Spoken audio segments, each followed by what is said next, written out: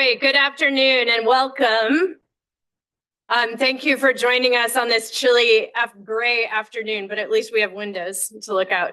My name is Celeste Arrington. I'm the director of the GW Institute for Korean Studies, or GWIKS. I'm also the co-director of the East Asia National Resources Center, and I'm part of the Sigur Center for Asian Studies.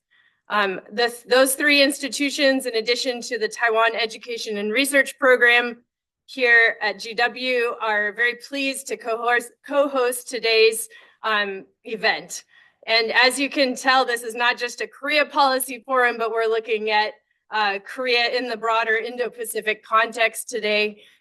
When we originally began planning this event, we did not anticipate that we might have new governments in all three of the Japan, Korea, and United States capitals. But it's, I think, timely that as we start to welcome a Trump 2.0 administration next week here in Washington and watch Korean political drama unfold and look forward to what happens in Japan, we consider more broadly the region.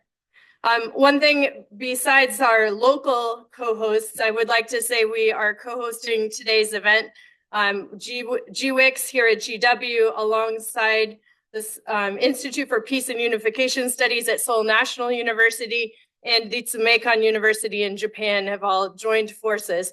So this is really a large collaboration among many different institutions. And today's event would not have been possible without the hard work of the staff and the faculty from all of these different institutions. And so from my vantage point at GWIKS and the NRC, I want to thank you for all of your hard work in putting today's event together. We have two panels. The first panel is going to look at grand strategy, and the second panel will take a look at some emerging issues. And I know you want to hear probably less from me and more from our panelists.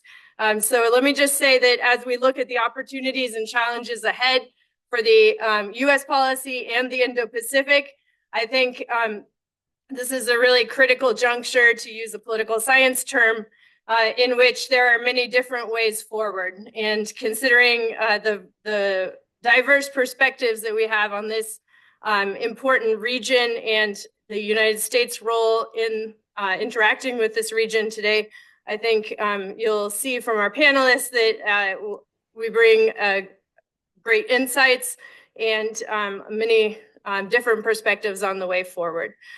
So without further ado, I am going to start off the first panel, which I am moderating, but please join me in thanking all of our co-hosts.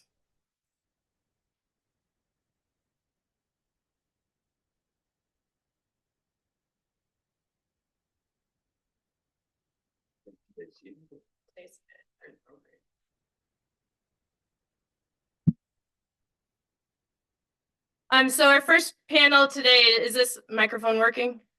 Well, good. Okay. Our first panel today includes 4 different experts from different parts of the region. And I'm going to introduce them each right before they speak. So my colleague, Professor Bob Sutter, is going to be our first speaker today. He is a professor of practice here at the Elliott School at GW. He had a long career in government previously and has served in a variety of different capacities. And he has also conducted recent research about US-China tensions in the region. And I think that'll inform his presentation today. As a fellow GW faculty, I really am appreciative of his expertise and welcome him today. So Bob, why don't you start us off? Thank you very much. It's really a pleasure for me to be here with you and to share some ideas as we engage in a dialogue on to look at the situation. The topic I have is the new U.S. administrations and relations with the Indo-Pacific region. I'm supposed to have a focus on China to some degree, but I'm just going to look at this from the U.S. perspective in competing with China in Asia. And so therefore, I'm going to do 2 things. I'm going to look at the regional context for the new administration. What do they face in the region? And then I'm going to look at 3 areas of likely Trump administration action and see how that fits within the broader context of the U.S.-China competition, and particularly U.S. efforts to strengthen their position in influence in the region. The regional context. Keep in mind, this would be challenging for any U.S. president to deal with. The situation in Asia is one of, when our surveys and other surveys that took place in the last year, there's a great deal of dissatisfaction with the United States. The people that we interviewed in various countries didn't particularly like Harris, and they didn't like Trump for the most part. So this is a tough job, and we shouldn't expect too much. There were no positives in these surveys. There was nothing positive about the election. It was all negatives. How do we deal with this problem? How do we deal with that problem? And the Trump was seen as more troublesome than Harris because he's prone to unpredictable and abrupt decision-making. He's more economically protectionist. He's less attentive to allies and partners. So for all those reasons, he was more troublesome. But Harris wasn't, people weren't enthusiastic about Harris either. And all these individuals in different states in the Indo-Pacific, they have a whole host of worries in addition to coping with the United States and coping with Mr. Trump. For example, economic protectionism in developed countries is really growing. And this is a big problem for export-oriented economies like you see in the Indo-Pacific. And there's a perception that this economic disengagement in these kinds of ways by the United States is emblematic of perhaps the U.S. isn't really that interested in Asia anymore. And that underlying question comes into play. And then there are these conflicting pressures that come from the U.S.-China rivalry, which these states have to deal with. And it seems that that the Trump administration is very committed to hardening U.S. policy toward China in a variety of ways. And yet Mr. Trump himself is transactional. And so there's doubt as to where exactly he's going to come down on these issues. And then we have other problems. Several of these important countries in the Indo-Pacific, Taiwan, the Philippines, and South Korea, all have big political divisions. And they could shift and we're going to probably see something like this in South Korea in the coming year. And then you have these protracted unresolved crises that they have to worry about. North Korea and Myanmar are two big crises.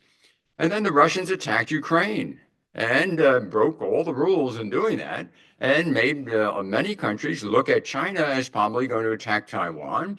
And the result was countries like Japan and Australia and South Korea looked at the situation in Taiwan in a very different way and aligned more with the United States and with NATO in dealing with these kinds of situations.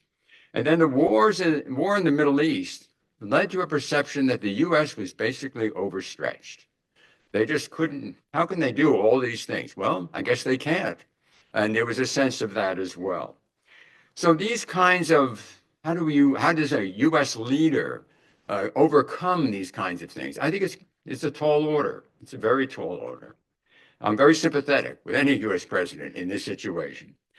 So what are the three specific things that the Trump administration will I think, do? I think these are, I think, logical to argue. Tariffs. He's going to do a lot more tariffs, and that's very clear. And this is disruptive in the region. Most of the people in the region aren't going to like this very much at all. It complicates things for the government. Now, there are upsides to this for some countries. If U.S. companies are disengaging from China because of the tariffs, they may be more inclined to invest in other countries in the region to bypass the tariffs. And so that certainly could happen. And keep in mind, and I think this is quite important for us to think about, the domestic concerns of the Trump administration, I think, will be very high. They have a lot to do domestically. And tax cuts are number one. And they're going to want those tax cuts. And those tax cuts will have the benefit of putting our economy on a sugar high. We're going to have a boom here for about a year at least. And so that could lead to a lot of exports from Asia, whether you have market access, special market access to the U.S. or not. And so this could offset the tariffs to some degree, is something to think about. And then Okay, so then the second area is, of course, less positive attention, less close consultation with allies and partners, more demands on key allies and partners regarding trade balances, military preparedness, and burden sharing.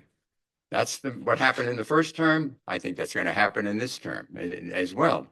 One thing I think about is that maybe this won't get so much attention as it did in the past. There's a lot of other things that Mr. Trump has to think about. He may not get involved in this. But the regional implications of this are to alienate allies and partners and reinforce the fact that U.S. is now economically protectionist and leads to a situation where the disenchantment with the United States and a sense that the U.S. is not as committed to Asia as it once was. And believe me, the Chinese specialists that look at this issue say this is a very good thing. This is going to make it much easier for China to rise in Asia unfettered by an engaged America. And then you have the third area where Trump's senior appointments are all people, the vast majority are people who are very tough on China. They are going to be continuing this hardening policy to defend. It's very important to understand it from the Washington perspective. The United States is trying to protect itself. It sees itself under threat from China strategically, economically, and in governance. And is trying to, and they see all these challenges coming from China, and they're trying to counter them in various ways. So that exercise, I think, will continue with the Trump people. But then you have Mr. Trump. President Trump is transactional, and he's quite capable of he likes to make deals, and he's quite capable of making deals. And he's the only politician within 100 miles of here that says nice things about Xi Jinping. He's the only one. There isn't anyone else that does that. And so, but he does. And so what does he want? And so this is something he is seen as wanting a deal. And so this kind of deal is seen, there could be two types of deal. There could be many types, but I see two types. One is the trade deal, like he did in the first term. That would be not disruptive too much. But the other would be a grand bargain, which would involve Taiwan and other issues like that, which could be extremely destabilizing for Taiwan, but also for Japan and perhaps South Korea and others with a concern with the security situation in the region. And so the implications of this, I think, are quite serious. On the trade side, I think you can have a deal without it too serious. On the other side, I think that's very serious. And it's not only serious for countries in Asia, it's serious for bipartisan majorities in Congress. If you follow the congressional majorities, you'll see for 6 years, they have been vigilant in looking at these kinds of issues. China is a danger. They're the ones that are keep at this. We've got to counter these challenges coming from China. And Xi Jinping is totally untrustworthy in this situation. And so if Mr. Trump tried this type of thing, you say, well, he controls the Republican Party, he'll do what he says. On this one, I don't think so. On this one, I think he'll meet resistance. I think he'll lose. And he doesn't like to lose. And so my point is, I don't think he'll do it, is my basic point. Okay, so my concluding observation is that President Trump's first term followed an erratic path in developing and executing competition with China in the Indo-Pacific and gave low priority in dealing with the regional concerns listed above. The overall result was decline in U.S. regional influence, with China emerging as the regional leader in economic, political, and security matters.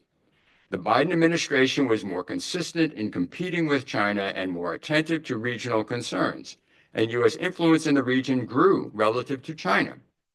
The above noted things that I've just talked about suggest that Asian leaders and the future of the Trump policy suggests that decline in U.S. regional influence will resume amid a complicated mix of factors negatively impacting regional prosperity and stability. Thank you.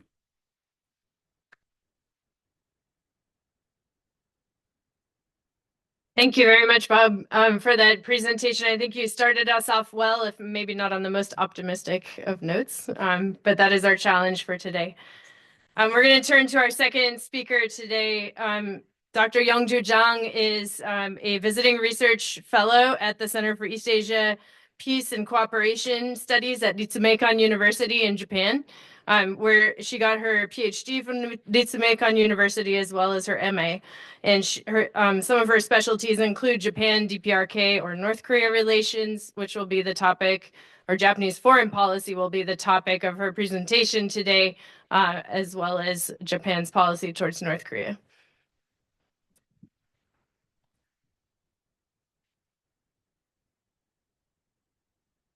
Thank you. First of all, I would like to express my gratitude to Professor Arrington and Professor Kim for having me here today as one of the panelists. It's my honor to make remark in this important event. Is my voice good enough? Big enough? Okay. Sure. So let me begin by quickly going back to Kishida's legacy in the security policy. So Kishida government kind of renewed the national security strategy in December 2022, which aims at promoting security policy aligned with universal values, including democracy, freedom, human rights, and the rule of law. The symbolic approach, there are some symbolic approach, and one of them is to conduct diplomacy, reinforcing the free and open international order, together with the free and open Indo-Pacific vision. And in other words, Japan opposes to challenge to the status quo by force. The clear target is China, and North Korea and Russia follow as one of the top three security threats. Another thing is bolstering defense capability, and it has two pillars. One is owning counter-attack measures capabilities, and the second thing is budget increase, defense budget increase from 1% of GDP to 2%, which roughly amounting. So this one has 5-year project, and in total, the increase, the amount will be 27.5 billion US dollars for 5 years. So simply doubled. And another milestone from the Kishida government is reinforcing Japan, US, South Korea trilateral cooperation. And for example, summit at Camp David in August 2023. And after that, joint air combat drill in October followed, and joint military drill in June 2024. So now, what is Prime Minister Ishiba's vision for security policy? It is considered that he inherits a major and a large part of Kishida's security policy. But what I think is remarkable is that he tries to take stronger initiatives in security policy. For example, he states that a need of establishing the Asian NATO. By metaphoring Ukraine-Russia war to a possible Taiwan-China conflict, he argues that a war over Taiwan-China is more likely to occur since there is no collective defense framework in East Asia, like NATO in Europe. So that's one thing he points out. And another thing he mentioned was upgrading US-Japan asymmetric alliance as strong and equal as the US-UK alliance. And it's like basically transforming the existing alliance to an equal one as the one between like normal states and perform joint defense in the Indo-Pacific region. That's the vision he personally has. Simultaneously, however, improving the relations with China is also included as a priority. And lastly, Ishiba's government tried to bolster diplomatic cooperation with South Korea, including the security division, considering the current security landscape. This year, Japan and South Korea is going to have the 60th anniversary of diplomatic normalization. So this is, in a way, right timing to the government to reinforce the alliance. And let me quickly let me quickly talk about Prime Minister Ishiba's North Korea policy. As probably all of you know, Japan has issue with North Korea about the abduction, and it's obviously not resolved yet. And in this North Korea policy, the Ishiba's government will remain the same stance as his predecessors, which is continuing to request resuming adequate and thorough investigation, including those who are potentially kidnapped to the North Korea, assuming all the victims are all alive. But so this is exactly the same as his predecessors has stated. But so far, no positive move have occurred. Even after the Stockholm Agreement signed in 2014, it's been already a decade, but still no progress between the two countries. But one thing I would like to highlight here is that his comments about building a liaison office in Pyongyang, that was one of his goal when if he was selected as the leader of LDP, but now he was elected and now he's a prime minister. So this statement is worth to remember, I think. But the dilemma Japan has had is the security issue, like nuclear missile issue, is more critical in the region and the Japan, US, South Korea trilateral cooperation.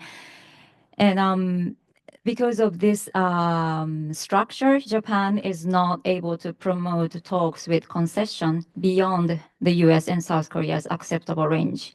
So that means it needs to take a difficult balance.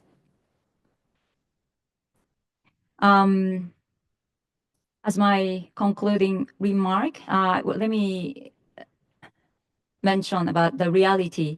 Considering all these things that I have mentioned, the reality and obstacles under the coalition government is that, so the Kishiba's LDP,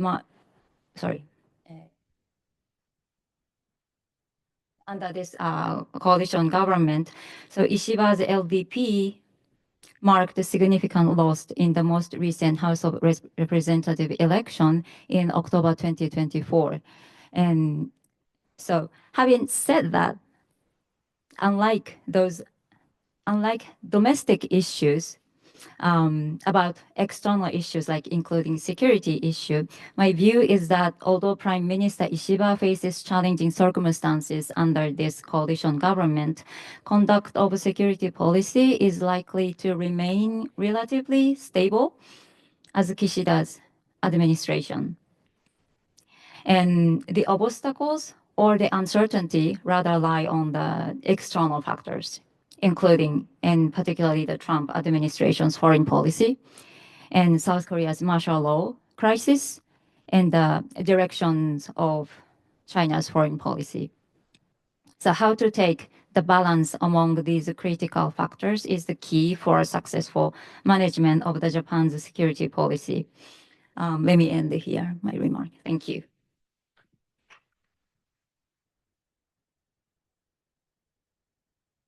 Thank you very much, Dr. Zhang.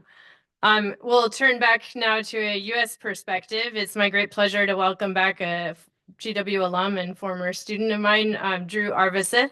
He has been the director for the Korean Peninsula and Mongolia at the U.S. National Security Council for the last 2+ years. Previously had also served in the intelligence community. And as I mentioned, the highlight of his bio is that he is a graduate of GW. For all of you MA students out there, this is what you could pursue. But in addition, I would like to say that he is going to not necessarily address what the next administration is going to do, but rather what challenges or questions the next administration will face. Ukrainian forces. And we have now seen casualties upwards of 1,000 North Korean troops in Russia. This is unprecedented in terms of North Korea's policy direction previously. And the open question remains, what does North Korea receive in return for providing not only troops, but ballistic missiles and munitions to Russia's war effort? Not only are they getting a huge amount of technical experience as a result of watching how their systems perform in active combat between Russia and Ukraine, they're also gaining valuable battlefield insight, looking at the ways in which Ukrainian forces are trying to engage in combat against Russia. Those are things that North Korea will be able to take back and use directly in the event that a conflict were to break out on the Korean Peninsula. Has very real consequences for obviously South Korea, but also for the United States and our forces that are stationed there. In addition to some of these very real military concerns, we also have a situation where Russia is able to shield North Korea on the global stage from various sorts of multilateral initiatives, such as the enforcement of UN Security Council resolutions. We saw the disbandment of a UN panel of experts this last year that was tasked with monitoring the implementation of UN Security Council resolutions. And that just degrades our ability as an international community to monitor and evaluate the efficacy of various sanctions efforts on North Korea. So a lot that we have to consider with regard to this burgeoning relationship, not to mention, of course, what this means for China relative to North Korea and any influence that China may or may not have with Pyongyang. Third thing that I'd like to discuss is North Korea's revenue generation capabilities.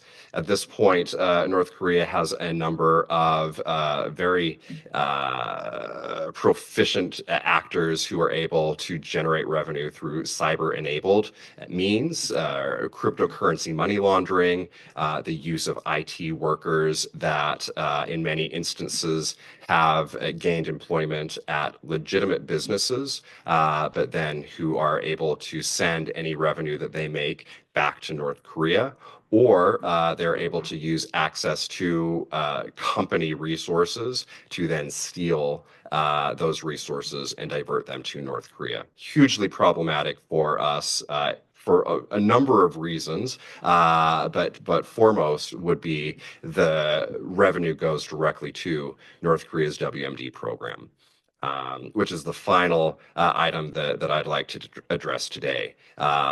North Korea has continued to make advancements. We saw an SRBM launch earlier this week of a couple missiles into the waters between Korea and Japan.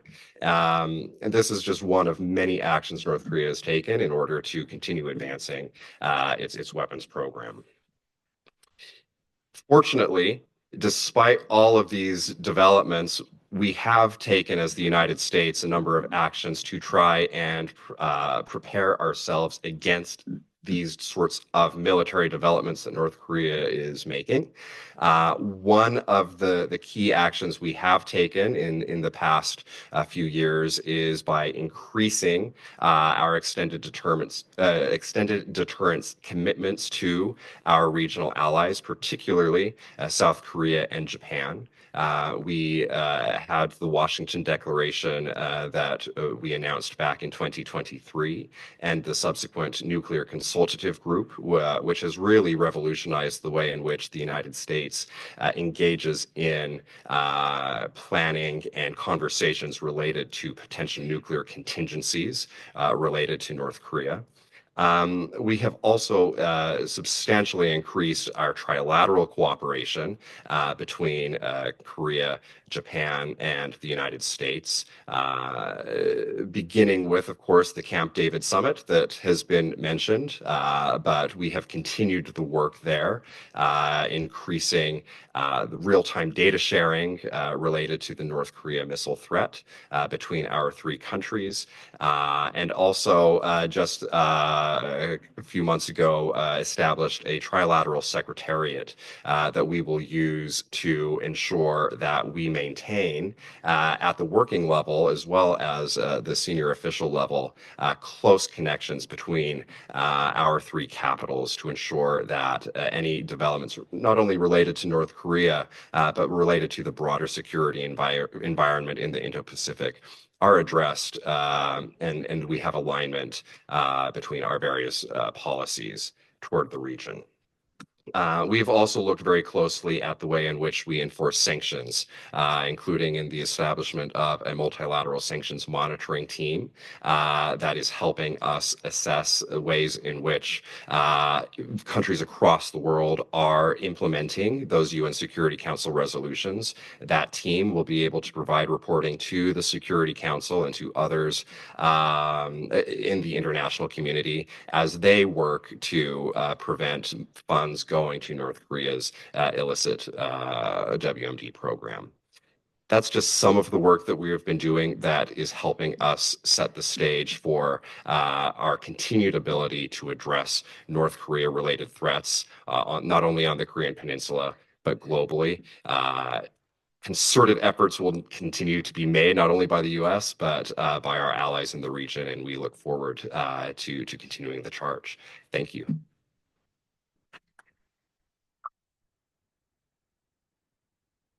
Thank you very much, Drew. I will save my question, but I did forget to mention in introducing Drew that he was a core architect of the Camp David and Trilateral Summitry institutionalization that happened under the Biden administration. So we'll come back to that in my question for you.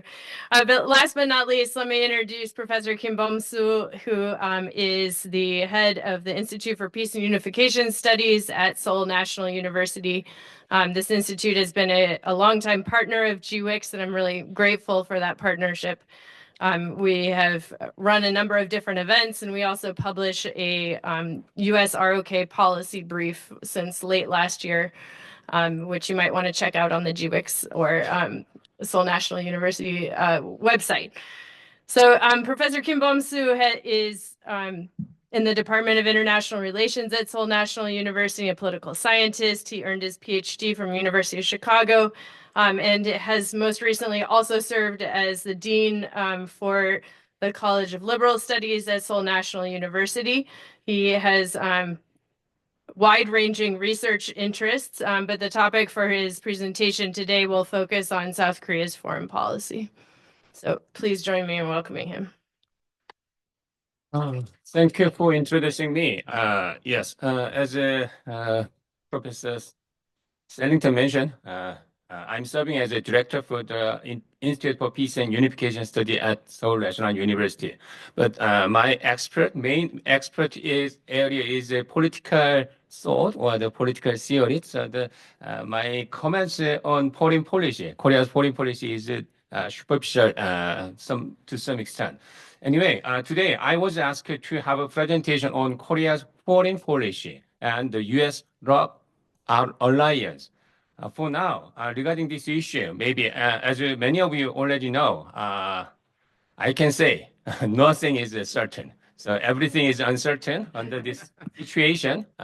As many of you already know, in Korea, there was a martial law crisis, and in U.S., the Trump administration will start next week. So there are two uncertainties, both sides. So it is very, very difficult topics. But today I briefly mentioned President Yoon administration's foreign and security policy, and then I will examine briefly Trump administration key policy direction. And finally, on the basis of these, under the uncertain situation, I will examine some issues will happen in this year. And I think my presentation is have many overlap with the through RSS presentation. So I appreciate your understanding. First, let me say the President Yoon's foreign and security policy. As many of you already know, President Yoon, who was inaugurated as a president in two and a half years ago, and his slogan, one of his slogan was peace through strength. Peace through strength. So he criticized previous Moon's administration's policy toward North Korea. He said that peace only can get through strength. Under this slogan, he emphasized ROK U.S. alliance. So one of his main policy is extended deterrence through the ROK U.S. alliance. On this way, as Drew Evers mentioned, yes. So the 2026, the Washington Declaration was adopted at the U.S. ROK Summit on April 26 on 2023. So in this Washington Declaration, both countries agreed to establish a nuclear consultative group and agreed to hold quarterly meetings. And they also agreed to have an expansion of regular deployment of U.S. strategic assets, including nuclear-powered ballistic missile submarines to the Korean Peninsula. And on this way, again, on August, as already mentioned by the Drew Evers, the ROK U.S.-Japan summit was held in Camp David, and they adopt spirit of Camp David. In this announcement, three president and leaders agreed. They said, we will strengthen strategic coordination between the ROK U.S. and U.S.-Japan alliance and elevate trilateral security cooperation to a new level. And they also mentioned that ROK U.S.-Japan cooperation is for the entire Indo-Pacific regions. And additionally, as many of you already know, President Yoon's policy toward North Korea emphasized freedom and human rights. So the previous, the progressive Moon's administration emphasized the kind of sunshine policy, which means to have some dialogue with North Korea. But unlikely, in contrast, Yoon's policy toward North Korea emphasized freedom and human rights and try to oppress or try to suppress the North Korea. So in this line, last year, President Yoon Suk-yeol emphasized in his Independence Movement Day speech, saying that he said that the March 1st movement is fully realized only through reunification, where everyone enjoys freedom and prosperity, and state that expanding universal values such as freedom and human rights is the essence of reunification. So this speech was regarded as an announce of the kind of aggressive policy toward North Korea.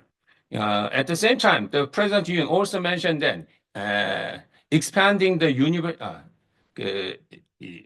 last year, August 15 doctrine, he also announced the August 15 doctrine. In this doctrine, he said, emphasize the value of freedom and human rights again. And yes, so the free democratic unified state on the entire Korean Peninsula is achieving conflict liberation. He emphasized this one. Anyway, the Yoon's policy will face the challenge if after the many experts thought that the Yoon's policy will have a challenge after the launch of the Trump administration. But for now, as you know, after the martial law crisis, all U.S. policy was stopped, and we do not know what would happen in this year. Anyways, so the Trump administration key policy towards Korean Peninsula. Actually, the Drew Eversey mentioned many things, but as you know, on security side, Trump administration emphasized America first foreign and security policy, and treating alliance as a deal and neglecting alliance. So last year, maybe many of you already know Trump during the presidential election campaign, Donald Trump mentioned that renegotiation of the cost sharing for U.S. force in Korea is necessary. So these days, South Korea pay $1 billion US dollar annually for the cost of stationing U.S. troops. But last year, October 15, in the Chicago Economic Club interview, Donald Trump said that South Korea should pay $10 billion annually for the cost of stationing U.S. troops. So 10 times more. So, many Korean experts thought that after the launch of the Trump administration, maybe President Donald Trump would ask the increase of the cost for stationing U.S. troops in South Korea. And there's another possibility of improving North and U.S. relations through summit diplomacy. As many of you already remember, in 2018, Donald Trump met the North Korean leader Kim Jong-un in Singapore and in Hanoi, and have many summit diplomacy. So it is expected that after the launch of the Trump administration, there is a possibility of lifting sanctions and improving North-U.S. relations in exchange for nuclear freezing and non-proliferation. And on economic trade side, as you know, the Trump emphasized a protectionist trade policy. So he mentioned that he will impose 60% tariff on Chinese product and 10 to 20% universal tariff on all goods, including those from Korea. So it is expected that there might be some possibility of revising the Korea-U.S. free trade agreement in the soon. Anyway, under these uncertain situation, maybe I might have some prospect on Korean Peninsula in this year. As I mentioned already, there are political uncertainty and instability is increasing in South Korea these days. So after the failure of the martial law attempt, as you may saw in the news yesterday, President Yoon Suk-yeol was arrested yesterday, and now waiting for the arrest warrant. So if the arrest warrant was issued, then maybe he might be in prison, and he will be he should wait for the Constitutional Court decision. After the Constitutional Court approved his impeachment, then he will be impeached finally, and there might be the presidential election this year. Probably we thought that presidential election will be held. If the situation is going as usual, then maybe presidential election will be held in May or June this year. So we do not know exactly what would happen in the spring or summer in Korea. Anyway, one thing is certain. There is nothing certain for now. Anyway, so increased uncertainty. There are many uncertainty in inter-Korean relations or in North Korea. As Drew Eversey already mentioned, the North Korea is involved in Russia-Ukraine war. But what would happen if the Russia-Ukraine war comes to an end? We do not know exactly when the Ukraine-Russia war comes to an end. But what will happen? What would happen to North Korean troops dispatched to Russia after the end of the Russia-Ukraine war? We should watch it. And as I mentioned, there might be some renegotiation of the U.S. troop cost sharing in South Korea, but we do not know exactly how much or to what extent should Korea pay. And Donald Trump mentioned many times, if there's no increase of the cost sharing, then there might be reduction of U.S. force in South Korea. So we do not know exactly what happened if the renegotiation of the U.S. troop cost sharing failed.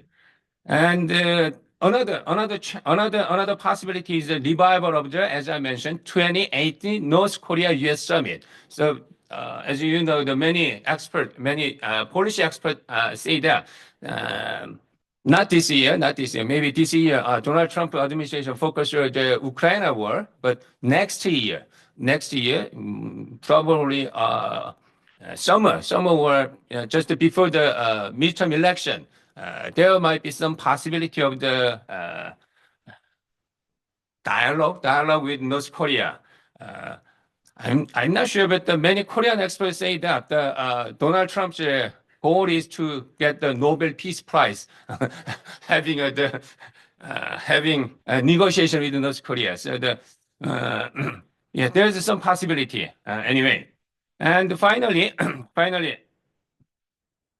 from North Korea side, as many of you know, North Korea will continue to have low-level provocation, maybe to have some to induce dialogue with the U.S. administration. So a couple of days ago, North Korea had a missile launch, and they will have some more missile launches.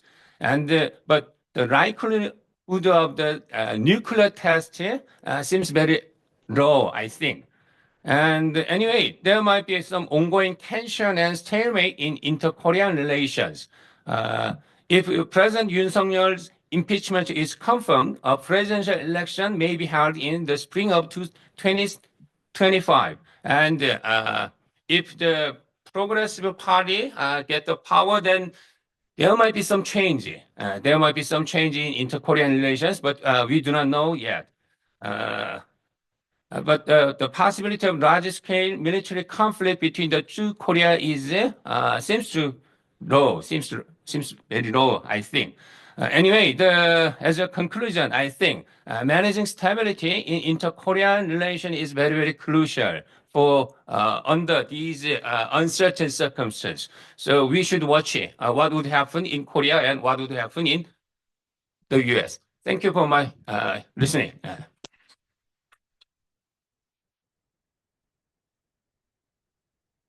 Thank you very much to all of our panelists. Before I open it up to questions from our audience, both in the room and online, I'd like to take the moderator's prerogative and ask the four of you about how institutionalized and long-lasting trilateral relations are. Dr. Jung mentioned the Camp David summits, and a core goal of that was to sort of create an insurance policy in U.S. ROK Japan cooperation so that it might outlast the individual leaders. At the time, I don't think we knew that we would be having major political changes in all three countries. So as Professor Kim just mentioned at the end, one thing's certain, nothing is certain. In South Korean politics, we may have a return to a progressive president, potentially Lee Jae-myung in South Korea this spring. Historically, progressives in South Korea have found it electorally beneficial to adopt an anti-Japan strategy. So how ensured or insulated is the trilateral cooperation from South Korean electoral machinations? In Japan, also, as Dr. Jung mentioned, we may have elections, and the coalition government is in a relatively weak position, but you predicted some stability in Japanese foreign policy. Historically, conservatives in Japan have also found it electorally beneficial to raise history issues. I guess I'll leave it at that, which has irritated Japan-Korea relations in the past. Bob Sutter also brought up the America First policy, and so did Professor Kim in the US, where it's electorally beneficial for the Trump administration to prioritize US interests. So again, how institutionalized or long-lasting is trilateral cooperation likely to be? Especially since the Trump administration previously did not have that much time for multilateral cooperation and coordination with allies, as you mentioned in your presentation, Bob. So my broader question is, what can you say about the longevity of trilateral cooperation? And then the second question, many of you raised the point that it may be external actors that are external actors' actions, not the US-Japan ROK actors who are going to be determining the future. Are there potentially divergent goals or interests among Seoul, Washington, and Tokyo, say vis-a-vis China? And to what extent are those differences of opinion going to frustrate coordinated efforts to deal with the external actors' actions? So, Bob, do you want to start us off here? This is really complicated, isn't it? Wow, this is on the trilateral relationship. My sense is that it's really going to be up to the polities of Japan and South Korea to figure that one out, and particularly South Korea. I'm not sure what to say about America First and this type of thing in that regard, because I'm not sure how relevant it is in this situation. The America First movement, I think we have to keep it in context. It's not necessarily, it is focused on the United States more. But it's not always isolationist, and it's particularly not isolationist when it comes to competing with China. I would say more America First advocates are very adamant about China and competing with China than they are about neglecting China. And so if China is seen as taking advantage of a situation with disunity among the three Northeast Asian countries, I mean, with United States, Japan, and South Korea, that would probably prompt them to be more supportive in one way or another. So putting that in context, I think, is important, because in Congress, most of the people that are America First are very concerned about building capacities to compete with China. And so they don't want to focus on Ukraine, they want to focus on China. So it's that kind of a situation. But external actors determining his future, I think it's really up to the people and the voters and the politicians in South Korea in particular to deal with this issue. I mean, they seem to have the initiative. Will they change? Will they weaken the situation? Will they try to exploit these differences of the past? That's certainly a big possibility, and it's up to them, it seems to me. Thank you. Dr. John, do you want to comment? Sure. Japanese politics. Thank you for raising this. These are, like Professor Sutter mentioned, it's very complicated and hard to answer. About Japan, so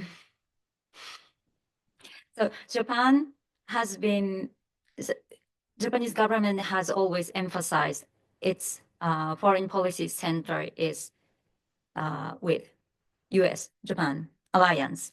So this is always the center, as I said, and this trilateral cooperation is second importance, I would say, in terms of Japan's foreign policy. And like I already mentioned, I assume the security policy, that Japan's stance is will stay as is, but it's more for depending on what kind of request the Trump administration will suggest to Japan as soon as after the inauguration. Because what happened was, of course, all of you might know, but that was request of increase the expense for the US base, military base. So what Japanese government is concerned about is that request would come again. And some already argue the percentage would be increased. And so that's what Japan has tried to do, was to show some a compromise, an increase in purchasing more weapons from US as such, and spending, generating more expenses in terms of defense capability. So in that regard, Ishiba's government I would say it would prefer to avoid the spending more expenses for the defense, because it's already doing it since Kishida's government, and more expenditure would incur domestic oppositions. So not just like other like rival political parties, but from citizens. So that's challenges Ishiba's government might have. And another thing is the relations with South Korea, and what happened in the Moon Jae-in government. This bilateral relations kind of was often argued that it was the worst situation in the history of Japan-South Korea relations after the diplomatic normalization. So Japanese government is concerned the same situation or similar level of the downing happens again.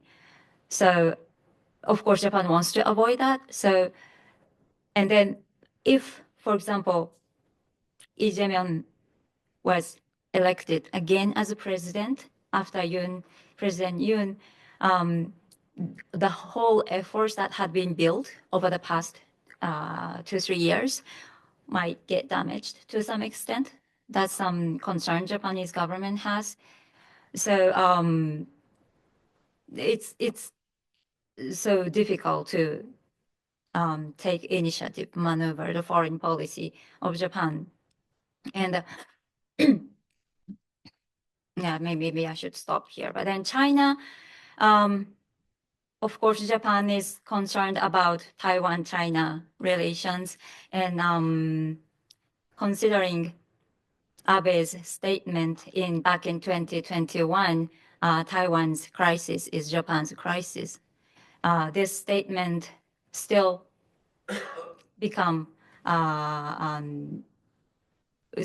infringe the feeling of Chinese government. So, but of course, this is what already happened. So Ishiba will not deny this statement. So this situation still exists, and yeah, so it's hard to predict.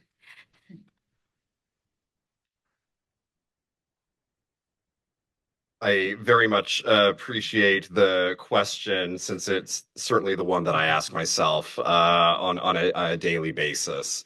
I want to start by perhaps offering an alternative to the assertion that nothing is certain, and offer a slight adjustment that while much is in fact uncertain, of a few things we can be sure.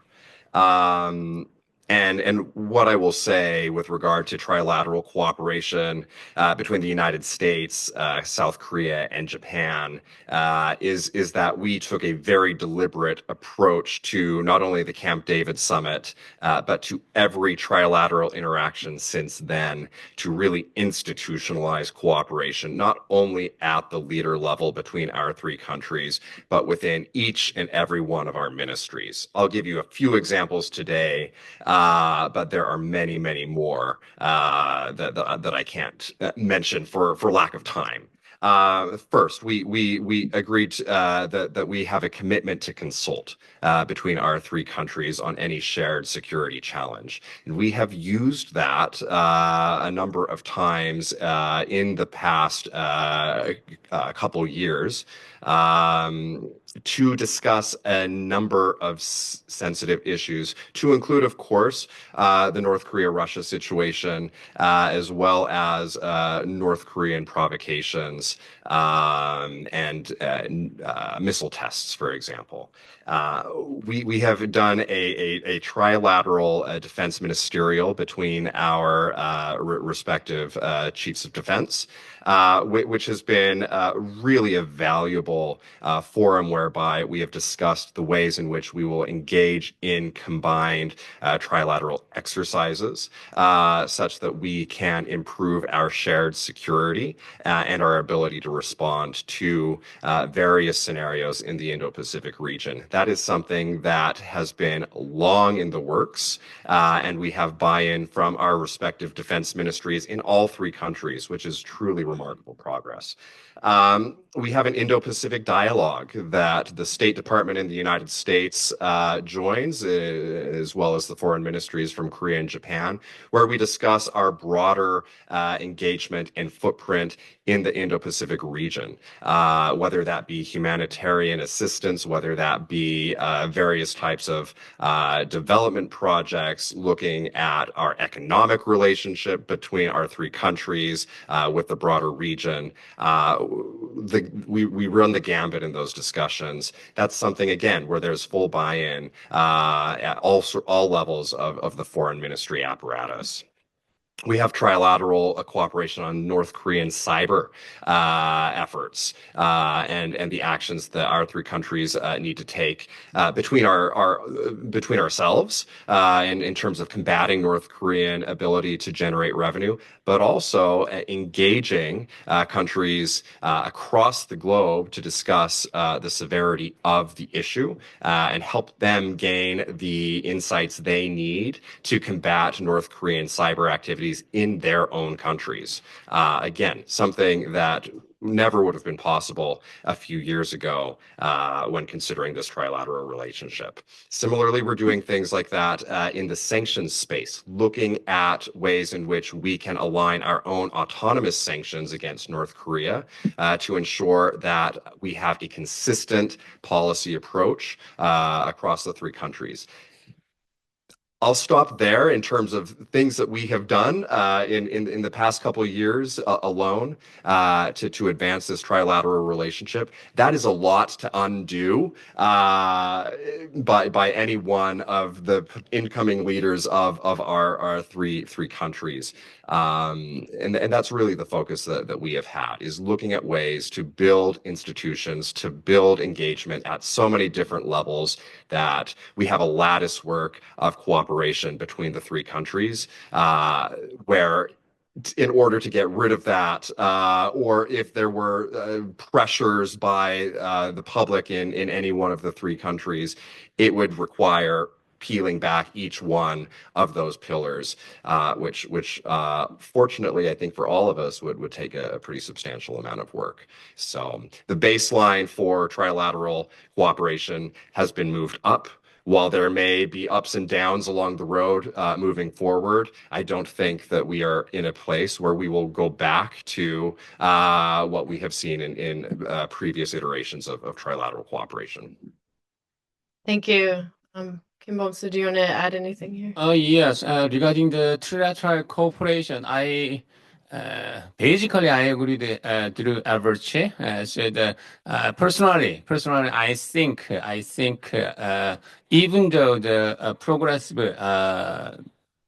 presidential candidate Lee Jae-myung won the election, that after that, I think the trilateral cooperation will continue. Even though there might be some challenges in the U.S.-Korea relation or between the U.S.-Japan relation. There might be many challenges, but despite the challenges, trilateral cooperation is very, very important, even for the progressive blocks in South Korea. So personally, it's my personal opinion, but I'm sure and I hope, wish the trilateral cooperation will continue. So, as Mr. Drew Eversey mentioned many times, there are many institutionalized institution for trilateral cooperation. So, yes, after the change of the regime, after regime change in South Korea in this year, I'm very sure the progressive bloc will try to maintain the trilateral cooperation. But levels of cooperation might be different. Levels of cooperation might be lower compared with the previous administration, but basically, trilateral cooperation will continue. Thank you.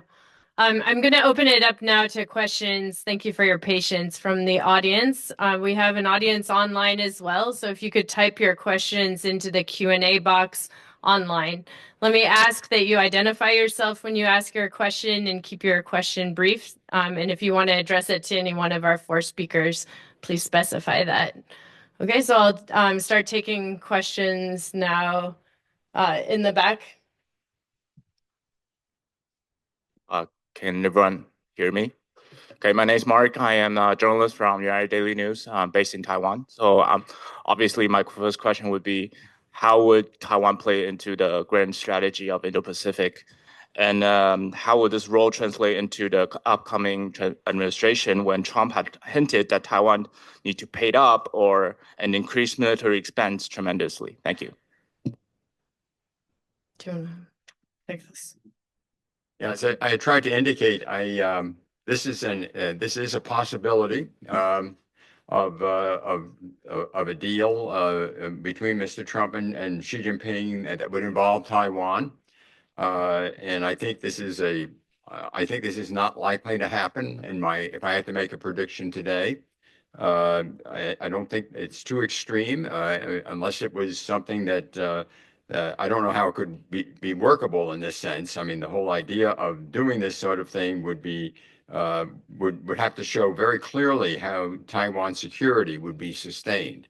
The bipartisan majorities in Congress are very clear about this, and this has been clear for 6 years. And so if this were to jeopardize Taiwan's security, I think that would be a very serious problem for any president in the United States. And so on this one, therefore, I don't think this is going to happen on that basis. So I guess I'm making a risky prediction since Mr. Trump is very unpredictable. But this one, I think, is too difficult to do at this point. Maybe later on, but at this point, I just don't. I can understand because the consequences are very large, and I think that would be. The priority of supporting Taiwan has never been higher since the 50s. The U.S. support for Taiwan is in Congress and so forth is just extraordinary. And so if that were in jeopardy in some way, I think you'd get a lot of pushback. Thank you. Dr. Zhang, did you want to add anything from the Japanese perspective on Taiwan, or should we go to another question? You already mentioned that the Kishida's comment that a Taiwan contingency is a Japan contingency. Okay, next question, please. In the back. Yes. Hello. My name is Ju Hyung-ho, working as a correspondent to Washington, D.C. from Seoul, based in Seoul, Korea. And I understand this event is off the record, so I'd like to ask Mr. Arbasas. Yeah. So basically, the NCG is fundamentally a cooperation framework between South Korea and the United States. However, policymakers seem to have left room for the possibility of Japan's participation in the future in NCG. So after this political turmoil in South Korea, with the potential for a change in administration in South Korea and political changes into other countries, it might be challenging for South Korea and Japan to be part of the nuclear consultation group together with its historical animosities. So do you think that is trilateral cooperation the ultimate goal, even in nuclear collaboration? Thank you for the question. I would say on NCG, it remains a bilateral group for the United States and Korea to discuss various potential nuclear contingencies. With Japan, the United States has a number of separate bilateral dialogues whereby we can discuss all manner of potential threats, including the extended deterrence dialogue between the U.S. and Japan. These remain very important, distinct bilateral groupings that I anticipate will continue, and that is very much our goal and objective, is to ensure that we maintain those robust groupings. Now, that being said, is there need for trilateral defense cooperation, for trilateral discussions on all manner of potential contingencies to include nuclear use in the region? Absolutely. And will we pursue those kinds of discussions with our allies in the region? Yes, we certainly will. Thank you. I'm going to turn now to a question from online, and I guess if I could ask for U.S., South Korean, and Japanese perspectives on this question. What are the prospects for cooperation with ASEAN area countries? Anybody want to take this question on?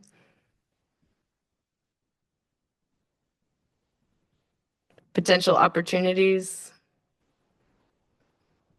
While I'm letting you think, let me take one more question from the floor. Do you want to say something first or take a question?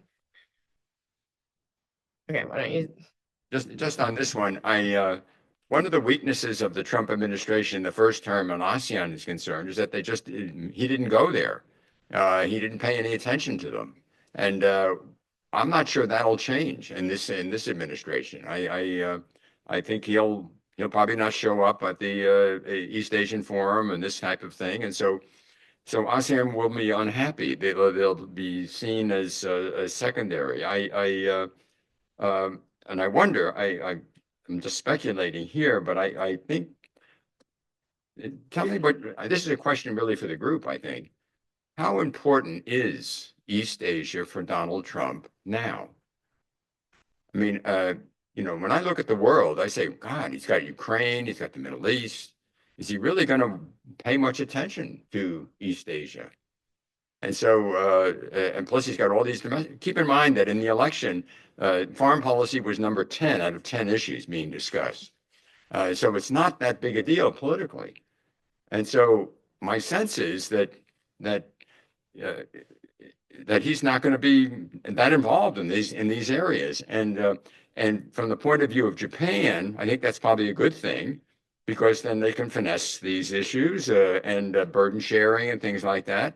And I think the apparatus that Drew has been talking about is that we will continue to cooperate at that level. Under the secretary and undersecretary and levels like that. That will go forward. So I'm just speculating here, but ASEAN, I think, will not get the attention at the senior leaders, and they won't like that, and they'll be concerned about it. But at the other countries, it might be a blessing. In other words, he's not going to be paying much attention to it. But this is sort of wild.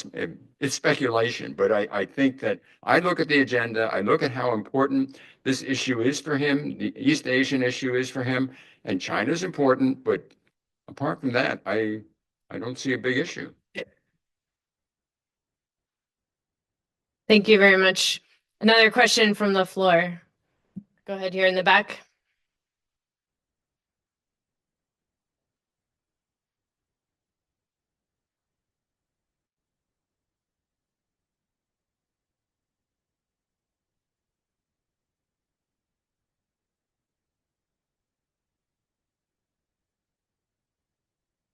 We did, just for the record, we did try to get an India expert on this panel, but that's why there's only 4 of us up here today. Oh, sorry. And if you don't mind identifying yourself. Thank you. Jessica Baker, I'm an analyst at Cision. And my question was along those same lines. Can you comment on the possibility or even current collaboration and cooperation with between the trilateral countries and India in the Indo-Pacific? Any comments on Japan-India cooperation or South Korea-India cooperation? Yeah, South Korea is a little busy. How about Japan? Japan already has framework like Quad, so this is going continue to be very important framework for Japan in terms of security policy. And I just thought about mentioning the ASEAN, the question about ASEAN, Japan's involvement. Prime Minister Ishiba recently visited Malaysia and Indonesia, and Malaysia, and so far this diplomatic approach was positively evaluated, like in Japan domestic, and like because ASEAN country has quite lots of impact from China, like including like sea lane, etc., etc. So Japan wants to maintain its presence in ASEAN countries. So Japan basically that's why Japanese government, like what happened in Kishida's government, it actually shifted its security policy area from East Asia to Indo-Pacific, so kind of extending it through amending, updating the national security strategy. Yeah, that's something I want to mention. And I would just add that I think that the coming years provide a number of opportunities for us to look at creative ways to bring Korea into a lot of the existing cooperation that the United States has through the Quad with Japan and Australia and India, as well as potentially through this trilateral grouping with Korea and Japan. Thank you. I'll turn now to another question. Yes, sir.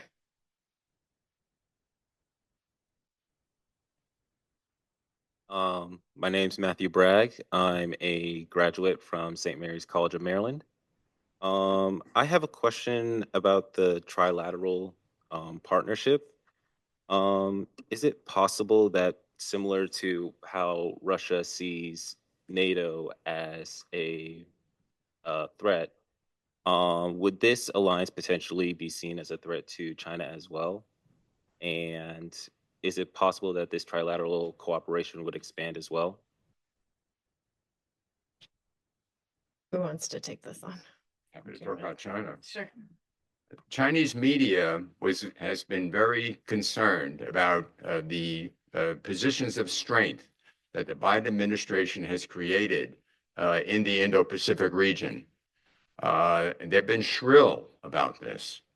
NATO involvement in these things is, of course, Korea and Japan and Australia and New Zealand are all involved with NATO now.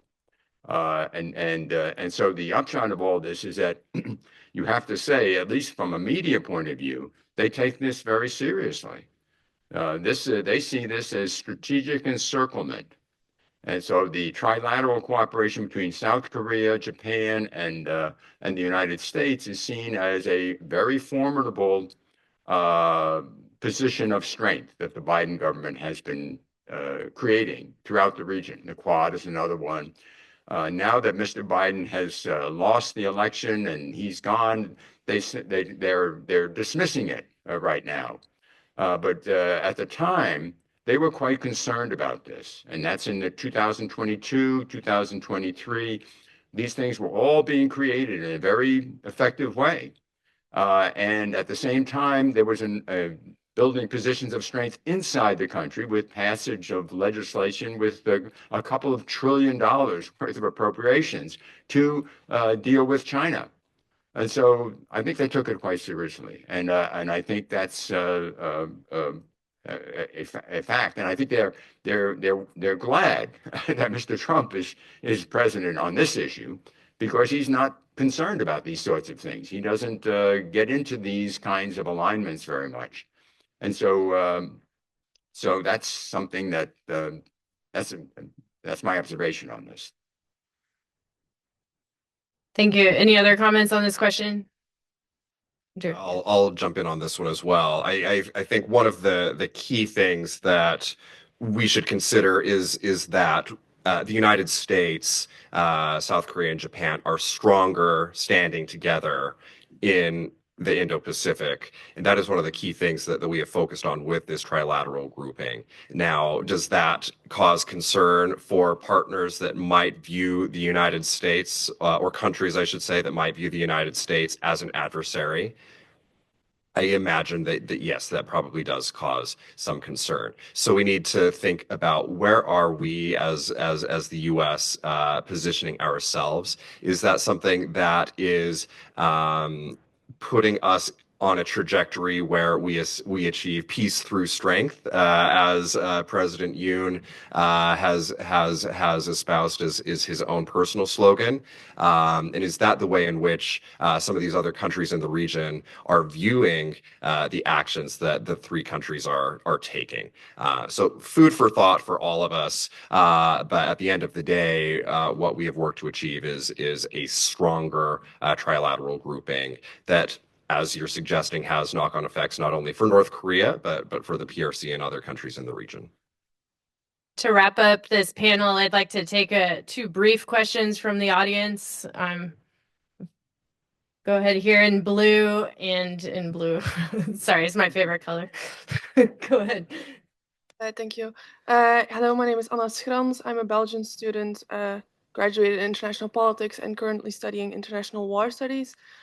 Just have a question directed at Mr. Drew Arverseth regarding what you said about North Korea, about the US basically having no communication and no diplomatic ties with the country.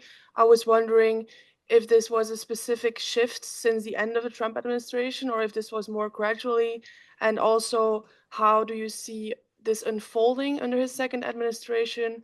And also, sorry, which specific efforts are actually used to build or restore this kind of diplomatic ties with a country such as North Korea? Thank you. And our last and not least question. My name is Michelle Whitty.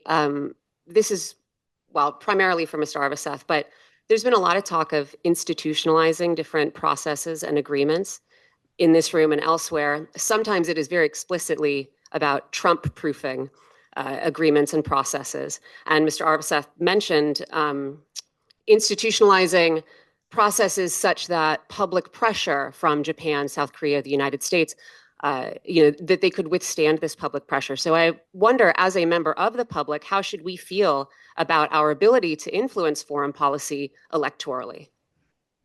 I guess, Drew, you get the last word on this panel. Right.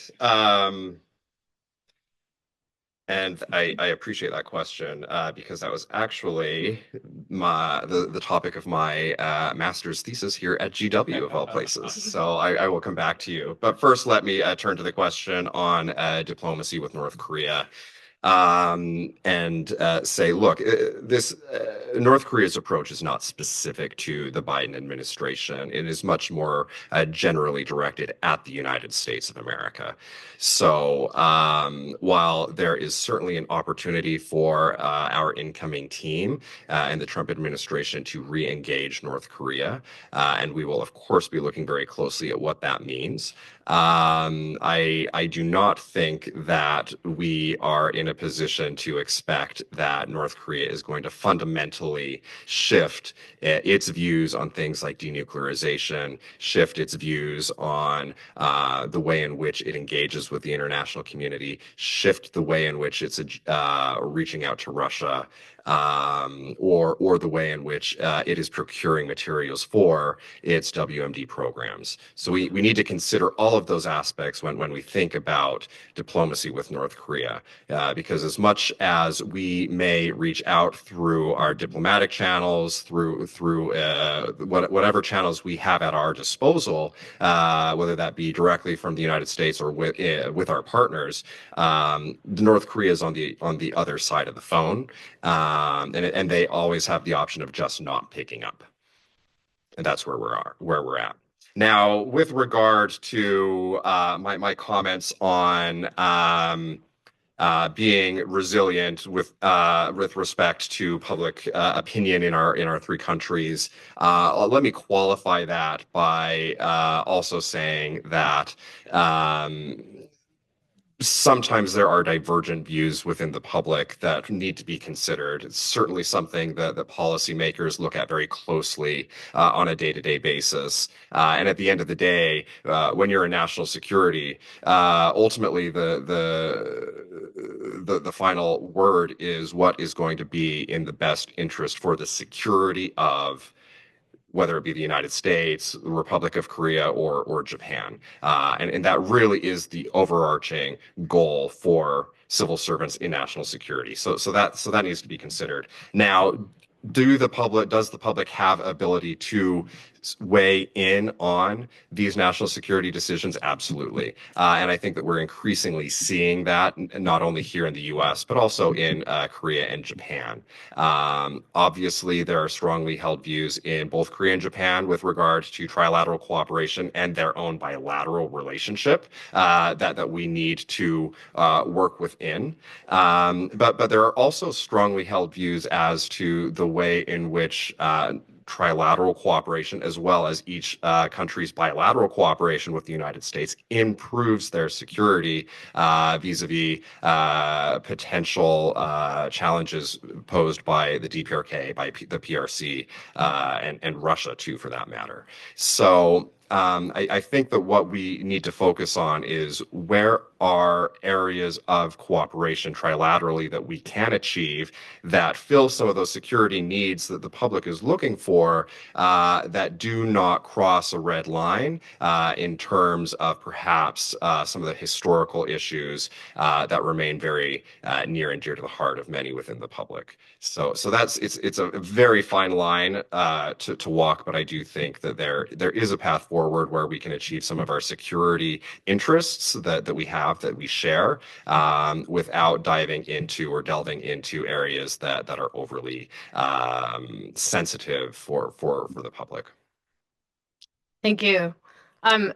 We are basically out of time, but I do want to ask the other panelists if there's anything on these last two questions that you would like to respond to, or final words. Okay, you're standing between coffee and cookies. So please join me in thanking our four panelists for their excellent remarks this afternoon.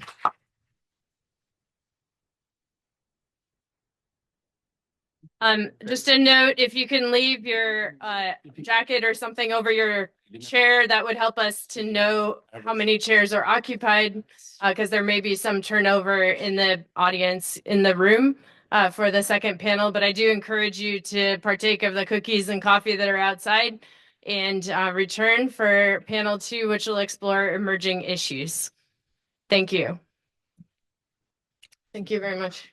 The first draft of the template script. That Washington Declaration. Washington Declaration. No. As I said, it is very, very important, significant, and even the progressive. I agree. It's been a lot of work. We'll see where we end up.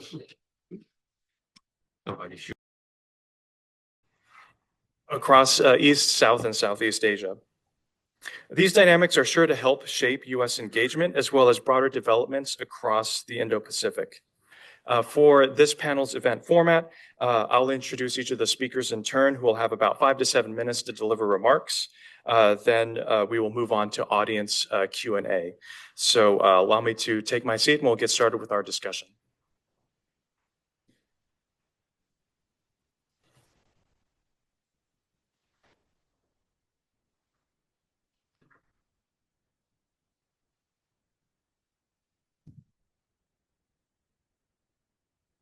All right, so for our first panelist, we have Professor Im-woo Kim, who is an associate professor in the Department of Political Science and Diplomacy at Sungkyunkwan University.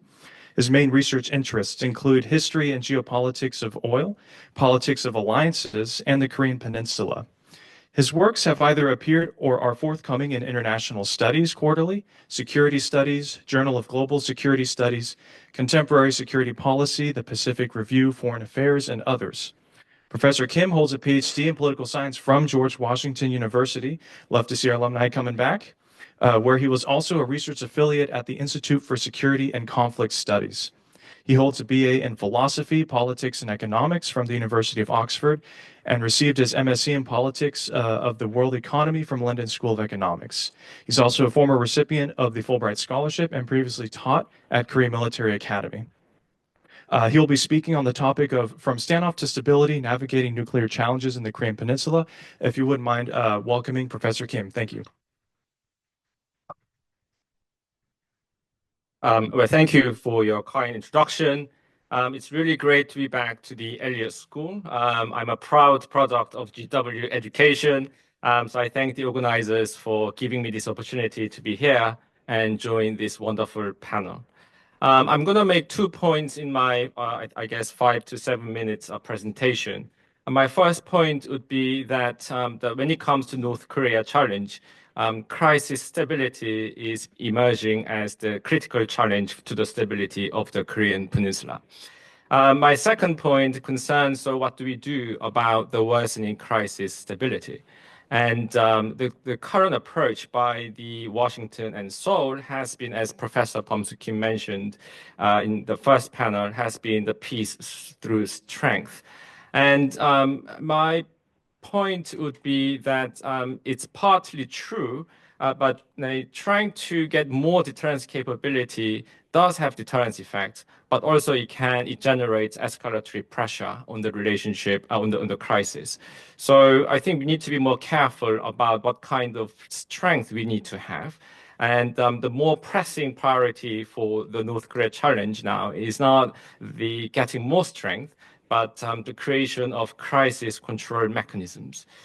So those are the 2 points I'm going to make in my presentation. So let me turn to my first point, which is the crisis stability. So crisis stability can be defined as a situation in which neither side has an incentive to launch a preemptive strike during a period of heightened tension. So if you have a naval clash in the West Sea, or the drones or the balloons flying over between the DMZ or exchange of fire in DMZ, that entails a risk of escalating into a war, or it can de-escalate into non-crisis situation. The crisis stability is not born equal, and scholars have found that 2 factors are important in determining the level of crisis stability. One is distribution of nuclear capability, and here the more asymmetric nuclear capabilities are between nuclear adversaries, more unstable the situation becomes. The second factor is crisis controllability. So the more crisis control mechanisms you have, obviously that means that you have a better ability to control the crisis and prevent crisis from becoming a full-scale war. And if you apply these variables to the context of the Korean Peninsula, you have a bad news. It's the asymmetric distribution of nuclear capability, and there are virtually no crisis control mechanisms. So the scholars call these firestorm scenarios. The structural factors are not so favorable to the crisis stability. And if you look at what the United States, South Korea, and North Korea have been doing in the last 4 years, that adds even more fuel to the situation. So some of the factors that have worsened crisis stability include the modernization and expansion of nuclear forces in North Korea, revision of nuclear law in September 2022, which, while being deterrence and defense-oriented, nevertheless lowers a threshold for early nuclear use in North Korea. Also, there has been a constant effort to strengthen South Korea's counterforce capability. And also US and South Korea has been pushing for greater and more intense military build-up, peace through strength postures. So all of these have been worsening the crisis stability. And then you have the breakdown of the comprehensive military agreement, or otherwise known as, also known as the September 19th agreement. So if you look at what has been happening in the last 4 years, everything has gone worse. Effectively. And so what it means is that Korea is facing a higher and more intense risk of inadvertent escalation. So that leads to my second point. So what do we do about this situation? Given the worsening crisis stability, I argue that the United States and South Korea must begin to think about unilateral and bilateral measures to control crisis stability.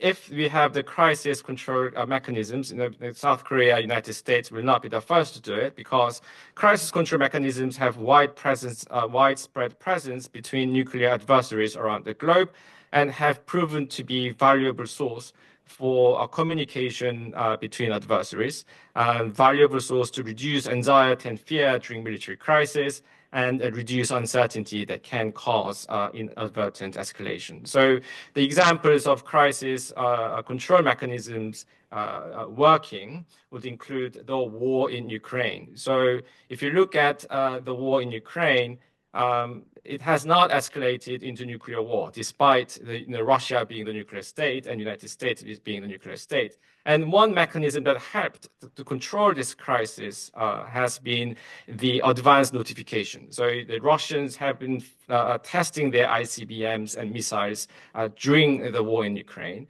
but they notified the United States in advance. So, so from US point of view, the notification reduced the chance of their missile test being misperceived as an act of nuclear war. Another case in point is the Kargil War between India and Pakistan in 1999.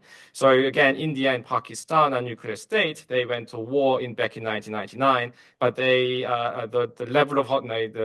level of military conflict remained below the nuclear threshold. And one of the contributing factors to this has been high-level communication between the leadership between India and Pakistan.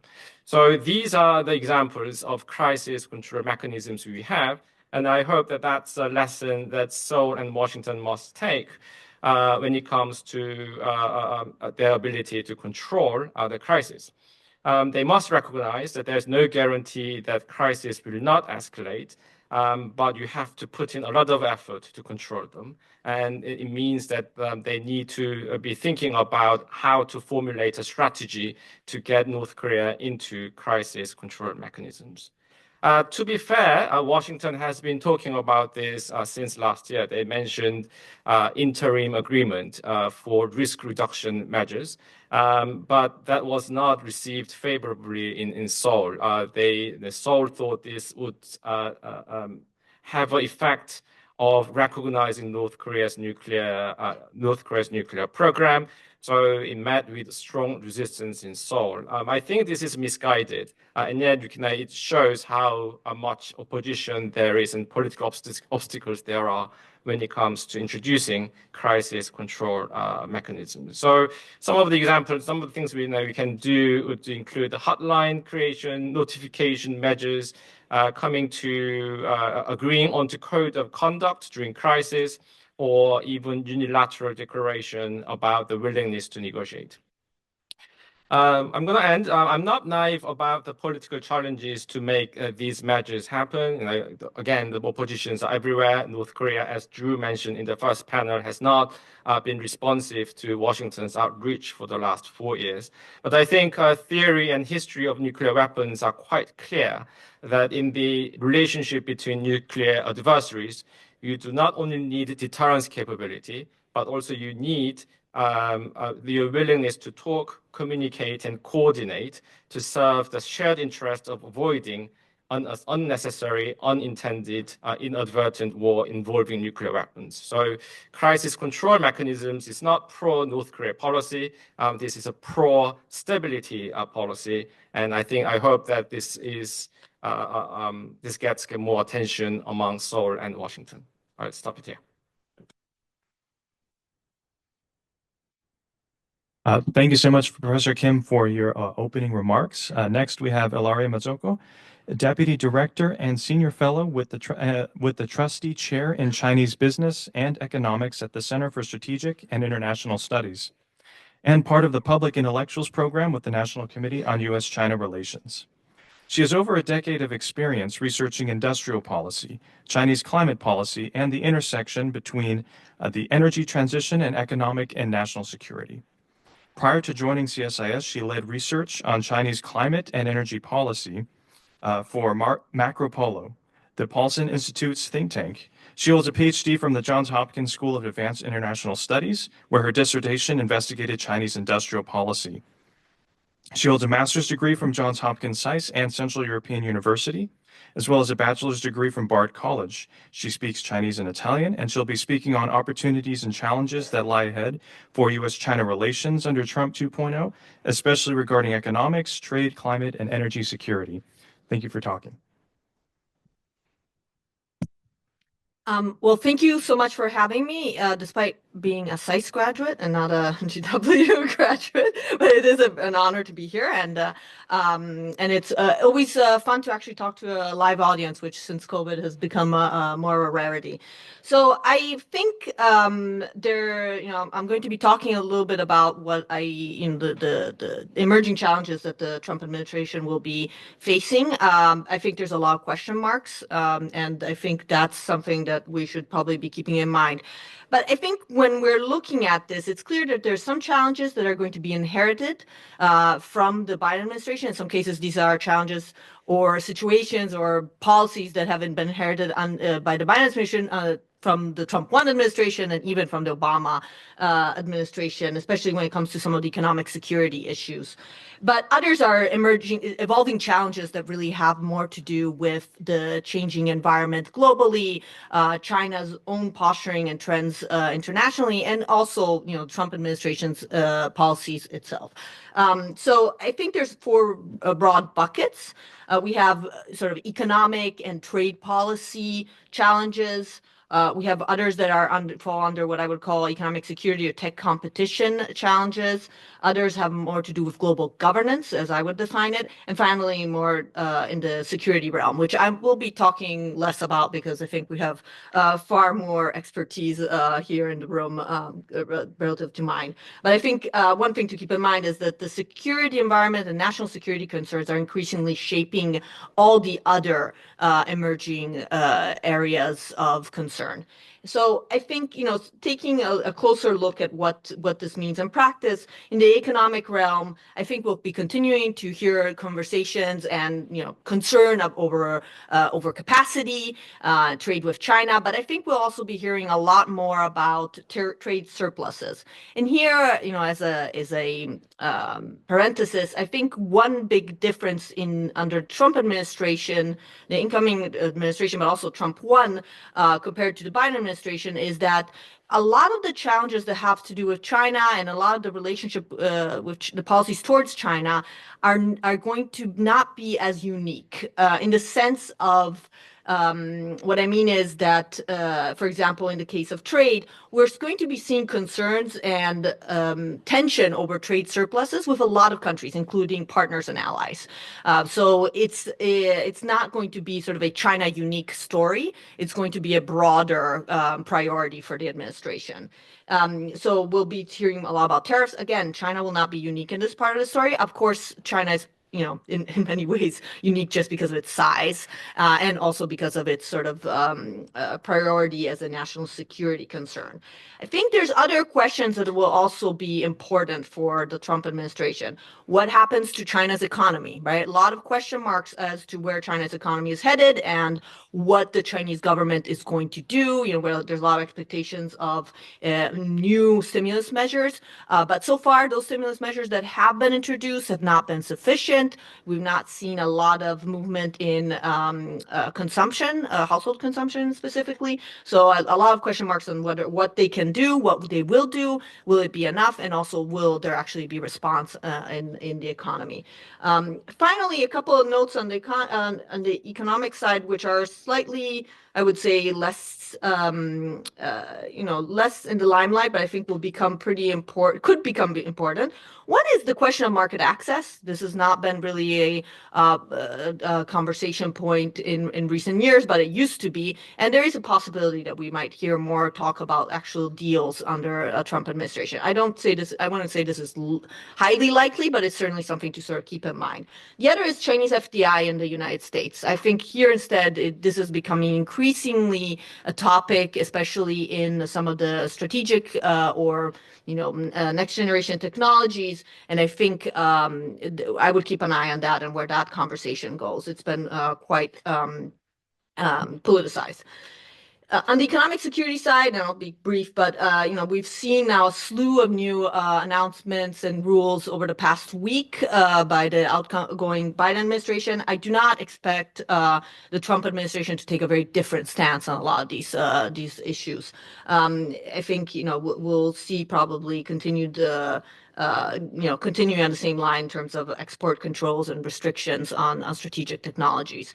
I think one area to watch again that will, we're already seeing this development under the Biden administration, but I think it will be strengthened and continued along the same line is concerns over data and connectivity. This is making it so that industries and technologies that traditionally have not been in the sphere of national security are becoming part of national security. So the automotive sector, port cranes, Wi-Fi routers, right? And many different technologies are now that you traditionally we're seeing more civilian technologies are now coming under sort of more scrutiny from a national security perspective. So this is going to become, I think, more and more of a challenge. Everybody mentioned strategic technology, semiconductors, I think is going to continue to be at the center of that. I think what's going to be interesting, and this is already, I think, become clear with some of the rules that have been announced over the past week, is that there's going to be some interesting questions as to the role of allies. The Biden administration spoke a lot about allies. They were they were actually quite important to the architecture of its export controls on semiconductors. It is unclear if that's going to continue to be the case under a Trump administration. And so I think actually how the Trump administration engages with allies when it comes to these economic security concerns is again, I think we have a sense that it's going to be different. Exactly how that's going to be when it comes to specific rules, specific technologies is kind of an open question, but it's certainly something to watch. And I would expect some changes there. And as I said, I think there might have already been some evolution in the Biden administration's approach with the new AI diffusion rule and different tiers of who gets access to semiconductors and who doesn't. I think the European Union being broken up into different tiers is an interesting case there. Finally, global governance. I think what's going to be interesting is actually watching the space that the U.S. cedes on the global governance space, right? And so talking about examples of climate governance, so COP, talk about maybe leaving even the UNFCCC, but certainly I think, we can all expect the Trump administration to leave the Paris Agreement, but also, the multilateral trading system, or just more broadly, the global international order. Interesting role here for U.S. allies let's say developed OECD countries, Western countries, and how they decide to actually continue to engage with these institutions and maybe defend them, and what that says vis-a-vis China, where in some cases China may be able to take a more of a leadership role or not. So I think I will leave it there, and I look forward to the conversation. Thank you.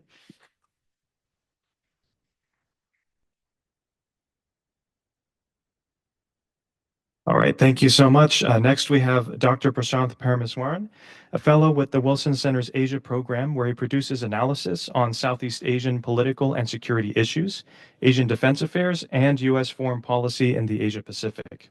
He is also the CEO and founder of ASEAN Wonk Global, a research hub that produces the weekly ASEAN Wonk Bullet Brief newsletter senior columnist at The Diplomat, one of Asia's leading current affairs publications, and an advisor at the Bauer Group Asia. His new book, Elusive Balances, Shaping U.S. Southeast Asia Strategy, published in 2022, develops and applies an original balance of commitment approach to examining U.S. commitment in Southeast Asia over the past half century. And I've asked him to speak today on the topic of challenges and opportunities that lie ahead for U.S.-ASEAN relations under Trump 2.0, which, as Professor Bob Sutter commented on the first panel today, maybe there's interest or lack of interest there, and we will soon discover, as well as the political, diplomatic, and security environment in Southeast Asia that will contextualize these dynamics. Dr. Parameswaran holds a PhD and Master of Arts from Fletcher School of Law and Diplomacy at Tufts University, focused on international security, international business, and U.S. foreign policy. Please join me in welcoming for his remarks.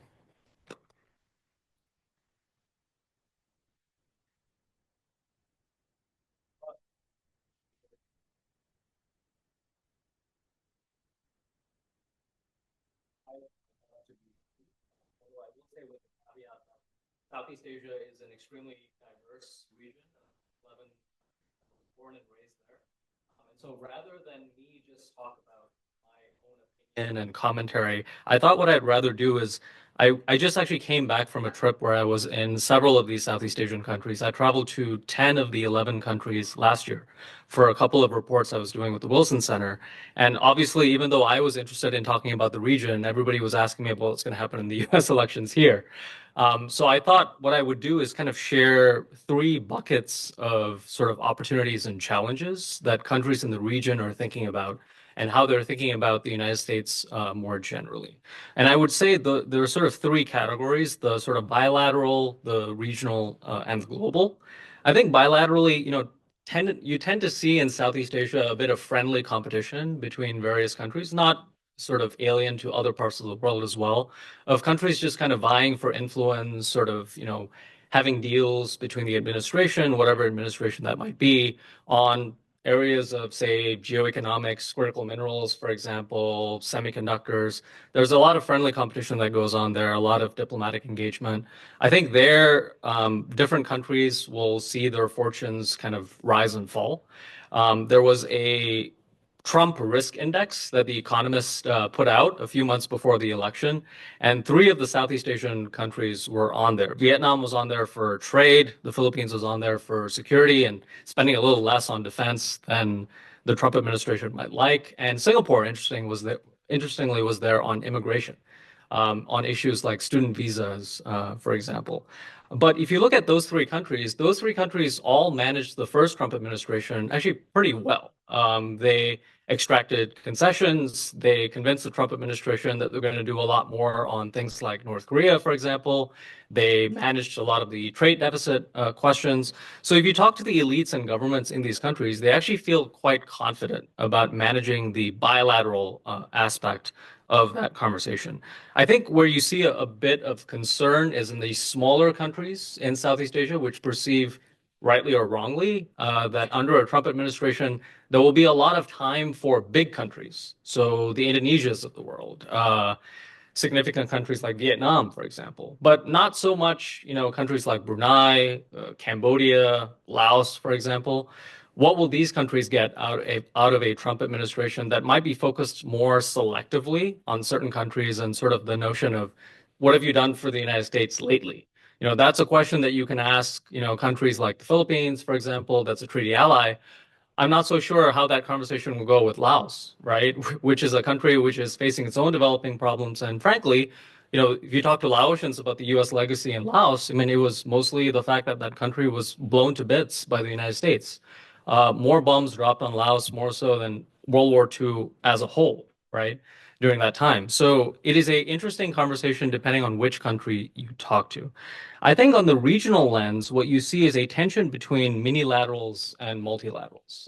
ASEAN, which is the Association of Southeast Asian Nations, the diplomatic organization which Pete Hegseth, during his hearing recently, earlier this week, was not able to identify, in terms of U.S. interests and allies and partners, which I can tell you, a lot of my WhatsApp groups from the region have been, sort of flaring up about, what does this mean for US policy and what the Trump administration says. I'll focus less on that because I think that's more on the perception side rather than the actual policy. But it just give you a sense about the signal to noise ratio that the region and individuals in the region are thinking about. But in terms of ASEAN itself, it's a diplomatic organization that's been pretty successful in terms of managing relations between Southeast Asian countries, which during the Cold War, which was pretty hot in Southeast Asia, were essentially at odds with each other, right? Some of them questioning independence of other countries, lots of territorial encroachments, and so on and so forth. But on issues like the South China Sea and Myanmar, the two big flashpoints that are undermining Southeast Asia right now, that organization is facing a lot of challenges. Now, on the multilateral side, that's a reality. But frankly, if you talk to individuals in the region about what they see as the Biden administration's big contribution on regional architecture, it's actually not on multilaterals, it's on minilaterals, right? Which is the sort of notion of, if you look at the Philippines, for example, they're now part of the US, Japan, Philippines trilateral. But the rest of the region really isn't embedded in this US minilateral framework. A lot of the Southeast Asian countries prefer this sort of stance of engaging with the United States, but also engaging with China and not forming sort of exclusive clubs and being part of exclusive clubs. So you've seen Singapore, for example, enter a technology partnership with the United States, but that's not saying that it is exclusive of what Singapore can do economically with China, for example. You've seen upgrades with the US relationship with Indonesia and the US relationship with Vietnam, which are the kind of the two big pillars in Southeast Asia. But these are countries that are still going to do business with China economically and on trade, especially since, as we've heard previously, there isn't much of an affirmative value proposition on trade and market access coming from the United States. So US businesses continue to invest heavily in Southeast Asia. And the United States is extremely competitive that way. But the issue for the US government is, well, if all the attention is coming from business, then these governments are just going to engage business on economic and trade issues. And if the administration is asking them to hedge with respect to what they're doing with China, or what they're doing with the US, what is the value proposition that the US government and the Trump administration is offering that is going to lead these countries to move closer to the United States when they can actually get some of these benefits and rewards from businesses? And then I would just say, lastly, on the global side, there is this notion, it's not a very neat notion, but this notion of the global South does have some traction in parts of Southeast Asia, which I said, the tradition of non-alignment in the region is not a very happy one. It lasted for a very short period. It was undermined by a lot of Sino-Soviet tensions between India and Indonesia. So it's not a very glorified legacy, I would say. But nonetheless, I mean, these realities and the sentiment in the region is very heavily felt. And it's not surprising, right? If you look at the conversation on artificial intelligence, the UN's own estimate is that all of the G7 members are part of all 7 of the frameworks that we have going on in AI right now. Over 100 countries, mostly developing countries, are not even involved in any of those frameworks, right? A lot of low-income countries are spending more on debt servicing than they are on health and education after the pandemic. So this is a really, really wrought and fraught series of issues that I think, even as we're thinking about what a Trump administration means for individual Southeast Asian countries, there are really fundamental questions about global order that these countries are wrestling with. And this whole notion, we had 2 or 3 decades ago that the United States is going to be a leader in this order, it's going to engage, it's going to allow countries to sort of do trade with them, promote market access. I think a lot of these countries recognize now that that is not something to be taken for granted. What the world in which I think one policymaker sort of described to me his views, which is, US leadership is going to be more selective, right? It's going to be in certain domains, but not in others. And even in places where the United States is leading, it is going to ask countries to do more. Some of those countries are going to be willing to do more. Other countries are not going to be either be able to or not going to be willing to do so. And the question there is, what happens in that sort of environment where we have global governance that is more fractured? And I would just end by saying this. The big statistic that you see coming out of the region is the fact that there is an institute called the Institute of Southeast Asian Studies in Singapore that does an annual survey of what are perceptions in Southeast Asia of the United States and China. for this year, for the first time, over 50% of countries said that, if we're gonna be forced to choose between the United States and China, we're gonna pick China. We're not gonna pick the United States. That's a pretty significant finding. If you drill down into the specifics, it's largely because you saw a lot of movements with respect to the Israel-Gaza issue, particularly in Muslim Southeast Asia. But it goes to show you, though, that in spite of the fact that we're talking about a region and regional states, global issues do cut different ways in Southeast Asia. So how the Trump administration approaches global issues, whether it's Ukraine, Israel, Gaza, the global South, global governance, these are going to be really important. And I would say they could turn out to be the most important layer that I talked about among these three. Thanks.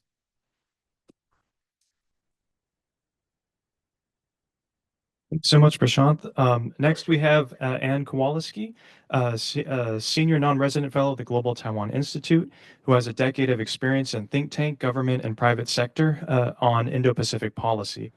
Annie led the Indo-Pacific portfolio as a senior professional staff member of the House Foreign Affairs Committee, where she managed legislation and oversight regarding strategic competition with the People's Republic of China, U.S. policy towards Taiwan, alliance management, and the U.S. diplomatic and security posture in the region. She also served as an Indo-Pacific senior policy analyst on the Senate Foreign Relations Committee for 3 years. Prior to serving on the Hill, Ms. Kowalski spent 4 years researching Indo-Pacific issues at various think tanks, including the American Enterprise Institute, Georgetown Center for Security Studies, and the United States Institute of Peace. She received her MA in Security Studies from Georgetown University and her LLB with honors from the University of Edinburgh School of Law.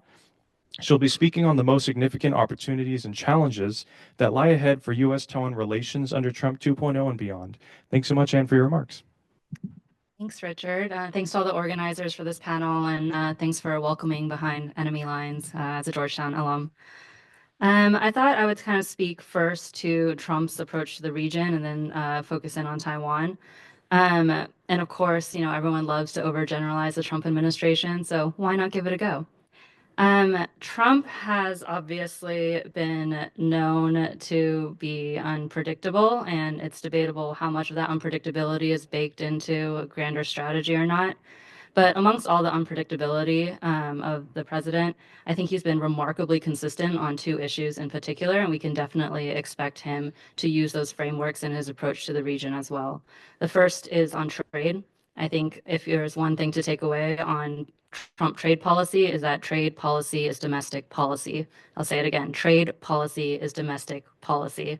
This is about American industrialization. It's about protecting American manufacturing. It's about American jobs. Every consideration about trade, tariffs, potential sanctions, deals or no deals, all comes down to how it affects the American manufacturing base and American economy. So the first trade, and this also trade is kind of the fundamental underpinning for a lot of Trump's view on foreign policy as well. If you talk to, Trump advisors from the first administration, a lot of them do say that, well, before the president would go meet with foreign dignitaries, the first thing he would ask is, well, what's our trade deficit with this country? And he would use that to shape his engagement and the way that he postures himself in those foreign policy meetings. So trade, very, very important. And the second area where Trump has been incredibly consistent is burden sharing. It's clear that he wants other countries to take on a broader share of this, particularly security burden sharing. And we've seen this most saliently in Europe from statements and other types of coercive actions and rhetoric, but that also applies to East Asia and Southeast Asia. We can expect there to be a pretty big push from the Trump administration to ensure that the Asian countries are taking the regional security issues seriously and protecting themselves likewise. That is not to say that, we're not going to see a repeat of the first Trump administration where there's threats to pull back troops in Asia, but I just do think it will depend. The approach that he takes to security in the Indo-Pacific will depend on the level of seriousness that they assess that the Asian countries have of their own security. So on Taiwan in particular, President Trump himself has said a lot about Taiwan, including they've stolen our semiconductors. The famous Bolton quote about Taiwan is the tip of this pen and China is this whole table, so why would I care about Taiwan? And other not encouraging comments. However, we've also seen in Trump's appointments that he has taken in a lot of very strong Taiwan hands and Taiwan voices, including Senator Rubio, Representative Waltz, and on the National Security Council, it's been announced that Ivan Kanapathy, who has a very strong Taiwan background, will also be leading the Asia Directorate there. So the themes that I would like to present on kind of Trump administration approaches to Taiwan are a couple, and then happy to go into detail in the question and answer session. So the first is that despite having very strong national security voices in the Trump administration, we can't discount the fact that they are still a minority amongst the broader administrative, political positioning. And it still remains unclear whether or not they're going to have the dominant voice, right? President Trump in his first administration famously likes to have meetings where there's a lot of different views presented in front of him and people have an active debate in front of him and then he makes a decision based on that debate. And we're seeing that he's staffing his cabinet in the same way, and we see him staffing the NSC in the same way. So you do have some national security hardliners that are going to be pushing for engagement, for a much stronger deterrence posture in the Indo-Pacific, for more defense funding, and so on. But you also have, the kind of, I'd say, like straightforward econ folks that are going to be looking at, no, we need to actually focus just on kind of like U.S. domestic industry. So it's really unclear quite right now, like where the centers of gravity are, but that's going to be a very active debate within the Trump administration that's going to bleed into how he approaches the region. On Taiwan in particular, this obviously means I think we've already laid out some good opportunities for countries to come in the very beginning and provide opportunities for investment and other types of resources to bolster U.S. manufacturing. But I think, we've also seen signals from Congress that they are looking to expand the trading relationship with Taiwan, most notably the anti-double taxation pieces that have passed just this week in the House. Historically, on U.S. policy in Taiwan, you have the administration, but then you have Congress, right? Our fundamental legislative and foundation for the way that we approach Taiwan policy is still the Taiwan Relations Act in 1979. And that act was a response from Congress to Jimmy Carter's decision to normalize relations with the PRC. So I think we have to remember that historically, Congress has always viewed Taiwan policy as their thing. And that has certainly not changed in the past couple of years. We've seen a slew of Taiwan legislation come from Congress, and that legislation has gone, hit pretty much every aspect of our relationship with Taiwan, from the economic side with anti-double taxation and even proponents of a free trade agreement with Taiwan, to, amending State Department guidelines to expand our diplomatic presence in Taiwan. So I think Congress will remain key and a key voice on Taiwan, despite the fact of Representative Waltz and Senator Rubio moving over into the administration. I think Congress will become even more of a key voice because, as I said, there's the hardliners, unclear if they're going to have the main dominant voice, but I can definitely see the shrewd politicians that those two are, but leveraging the power of Congress to push forward policy that the administration might not be willing to do so entirely on its own in the executive branch. The second main theme on Taiwan, I think, is the volatility that we're facing in the Taiwan Strait. Of course, we've heard a ton about it, but I think fundamentally, the reasons are just that the nonviolent options for Xi Jinping to get the only outcome that he has made acceptable to him, which is Taiwan under CCP rule, the nonviolent options are just falling off the table, right? You have Taiwan that's trying to insulate its economy from Chinese economic influence. You have a pretty concerted disinformation and pressure media campaign to try to, win the hearts and minds of the Taiwanese citizens. And that's just not going, you see the polling showing that the Taiwanese identity is becoming even more strong after that. So the nonviolent options really aren't there for Xi to get what he has promised and the only acceptable outcome for him, which is Taiwan under CCP rule. And as we, those trend lines are not necessarily changing in the near future. So I think as, these other nonviolent options start falling off the table, I think we have to be very serious about the future of Taiwan as an independently governed island. And then I think if you take the third theme I want to point out is if you take the hardliners and the admin, but you mix it with the shifting balance of power in the Taiwan Strait and the volatility that I spoke about before, and then you add in a Congress that has had trouble funding our defense for the past 15 or so years. Then you add in the defense industrial base challenges that we have and actually getting, Taiwan the weapons that it has already bought or just keeping up with our current stockpiles. We have a difficulty now in not only like political will on Taiwan and in the Taiwan Strait, now we have a difficulty of capability. And I think this is very much overlooked in a lot of policymakers. The question is always, oh, but will we go in on Taiwan? Will we not? I think the question really is, do we have the capability to promise, what some folks are suggesting that we promise in terms of Taiwan's defense? And this is going to be a short-term challenge that I think is going to factor into the Trump administration's decision-making, in addition to kind of the foreign policy and the hardliners' views on what we should be doing in the Indo-Pacific. The other question is, what do we have the capability to do? Thanks.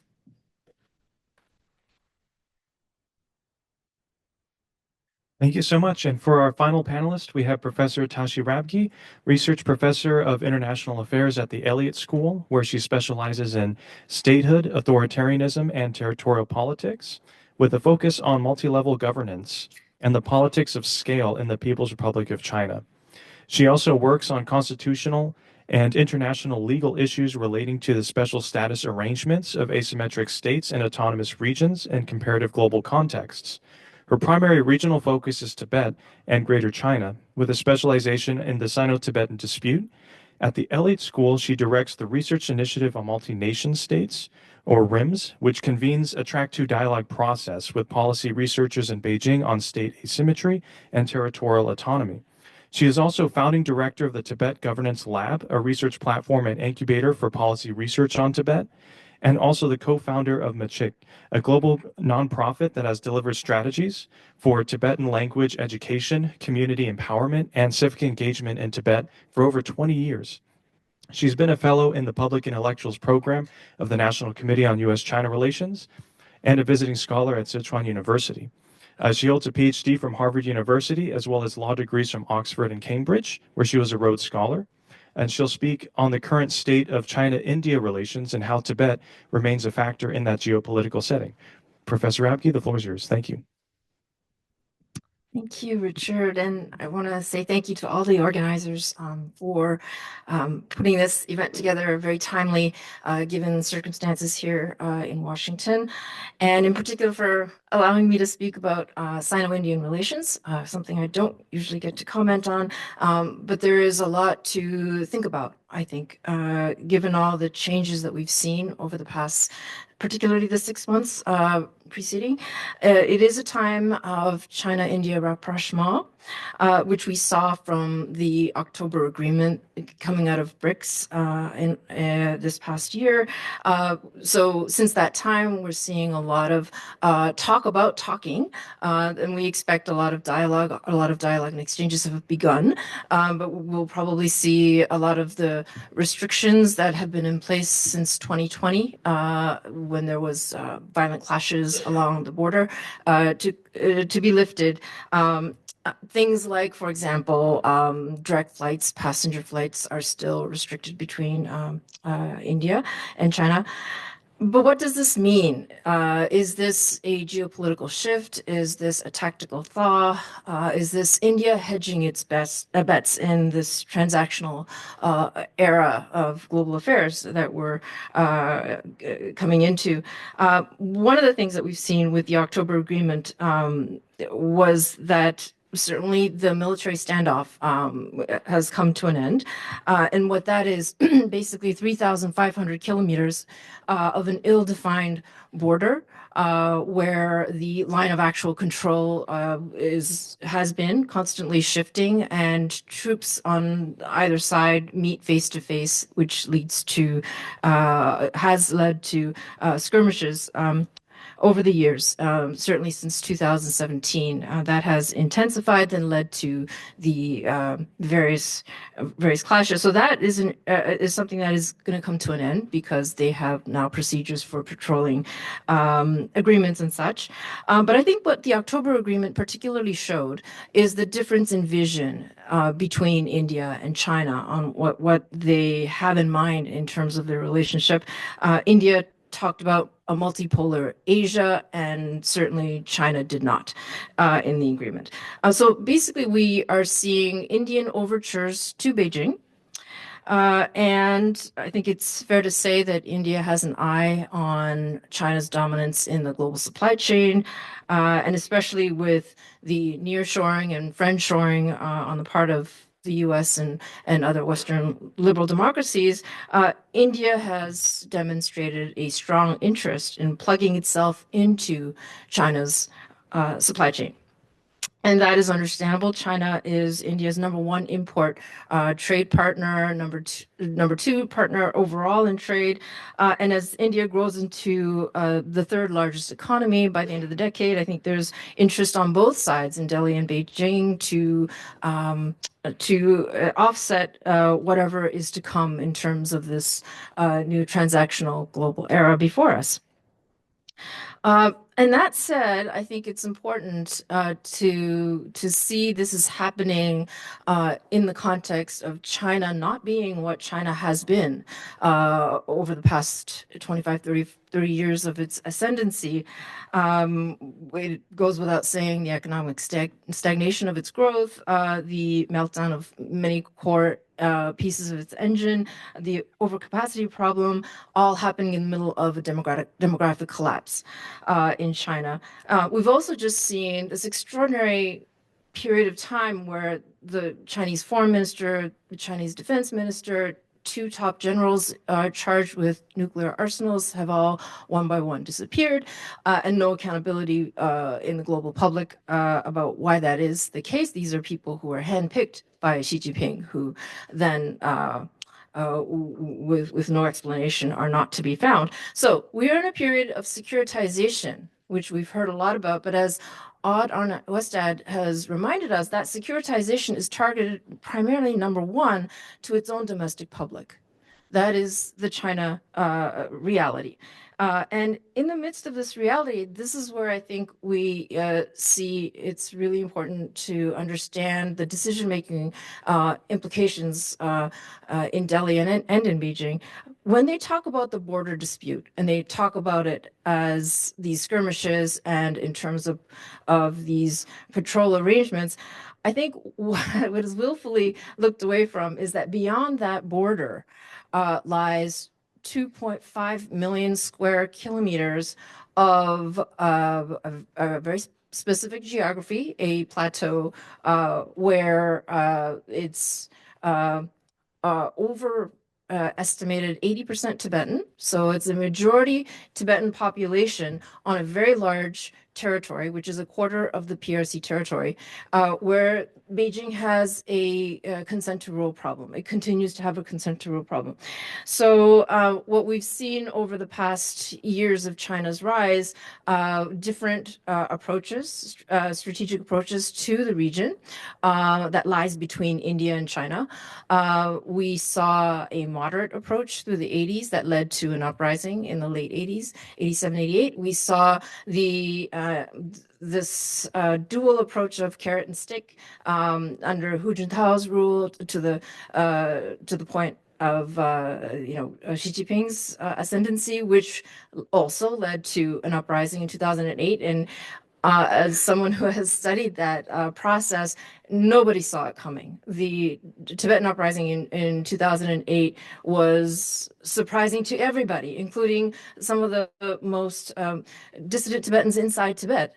didn't see it coming. Some of the top intellectuals who are very concerned about these things did not see it coming. So that period also led to an uprising. What we've seen since Xi Jinping's ascendancy is the most ill-conceived set of policies in the Tibetan region, including the extreme assimilationism in terms of language policy, in terms of every kind of dimension, actually. What Xi Jinping thought, of course, is a China statewide project, political project. So it's not just Tibet; it's across the entire Chinese state, but it hits differently in Tibet for sure.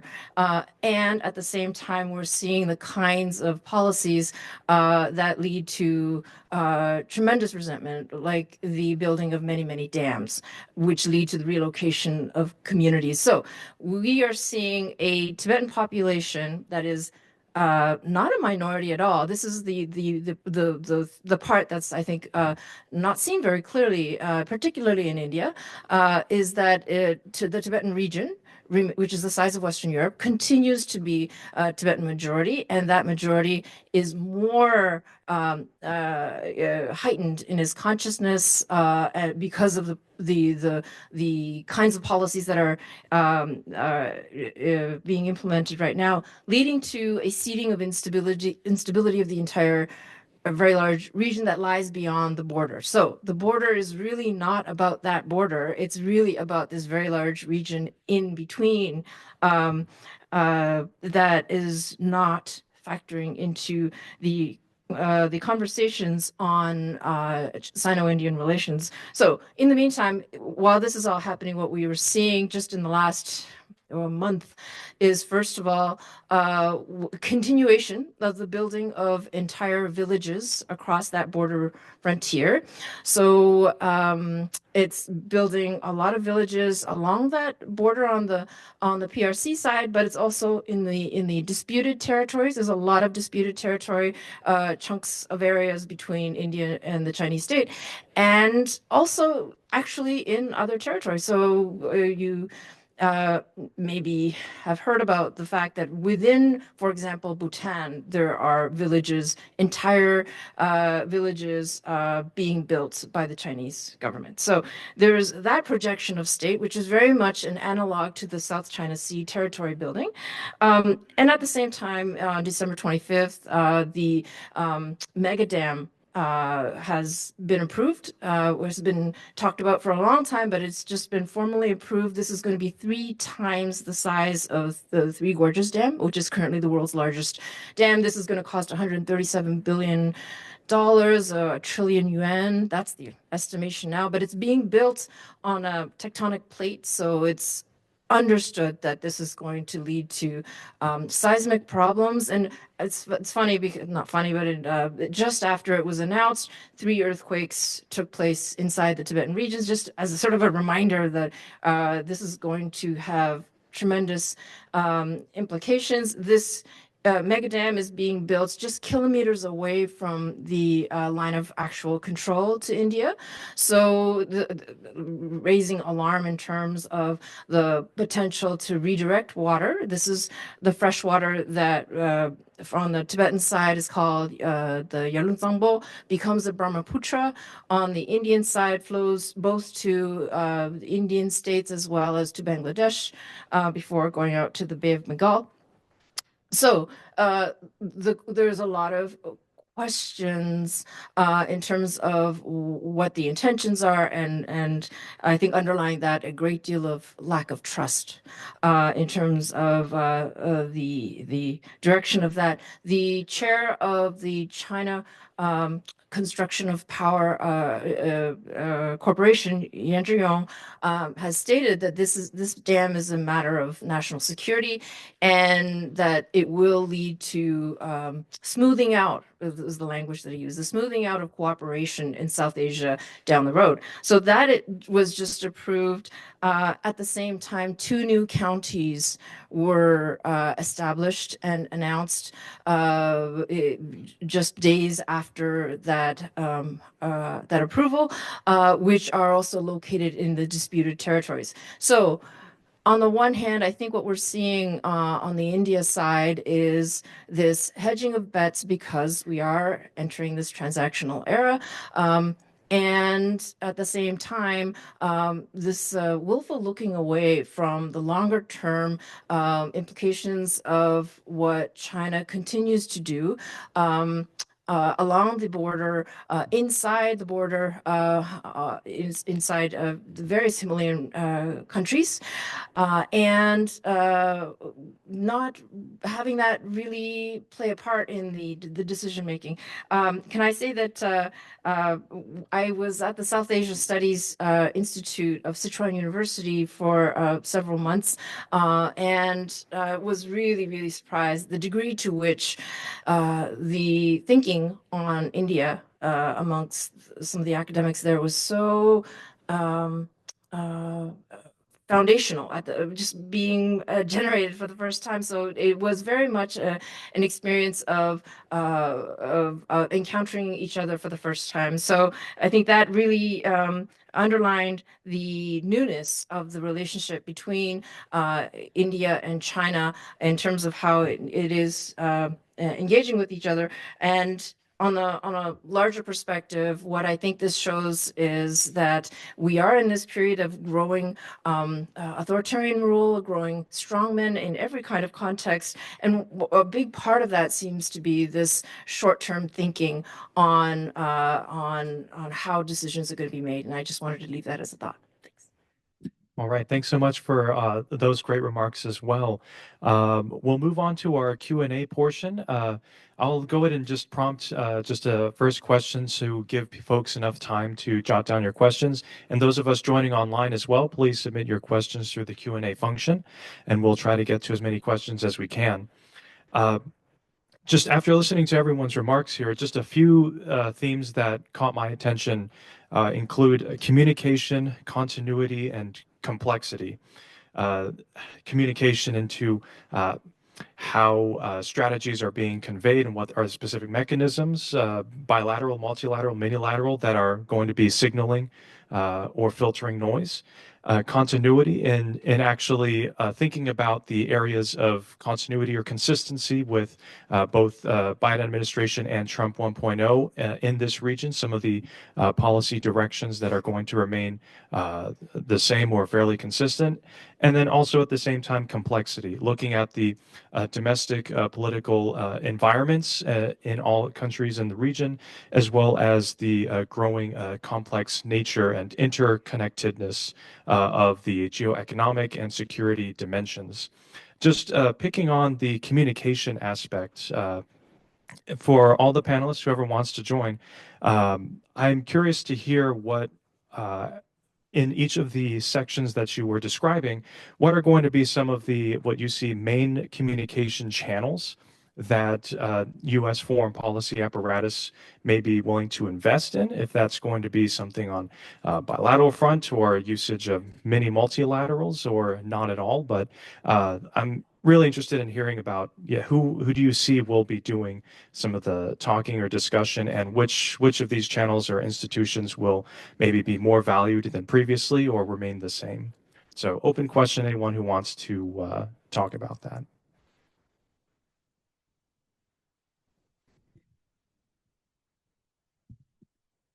Well, they are excellent comments on how we think about the challenges we face. And when it comes to communication for North Korea problem, and I was looking at some of the articles looking at Iran nuclear program, and I think a lot of policy proposals on that issue has been creation of back channel communication because the public outreach to either Iran or North Korea is politically risky, and there's no guarantee that you will they will be responsive to those proposals. So I think back channel communication has been a favored way of reaching out and testing the water about the prospect of communication. And I believe that might be the least costly and least risky way of gauging the interest of communication with the either North Korea or Iran. But that would be my speculation.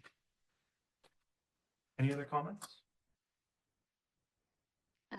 Yeah, I think that's absolutely right. The back channels are the way to test the waters. I think if you want something pushed over the edge into actual action, it is going to require kind of direct communication with the White House and Trump himself. We saw in the first administration that he really likes being the one to sign the paperwork for the deal, and he considers himself the deal maker. So I think, having that high level, leader to leader communication is going to be really important, kind of in the last stages of any type of action that countries are looking for.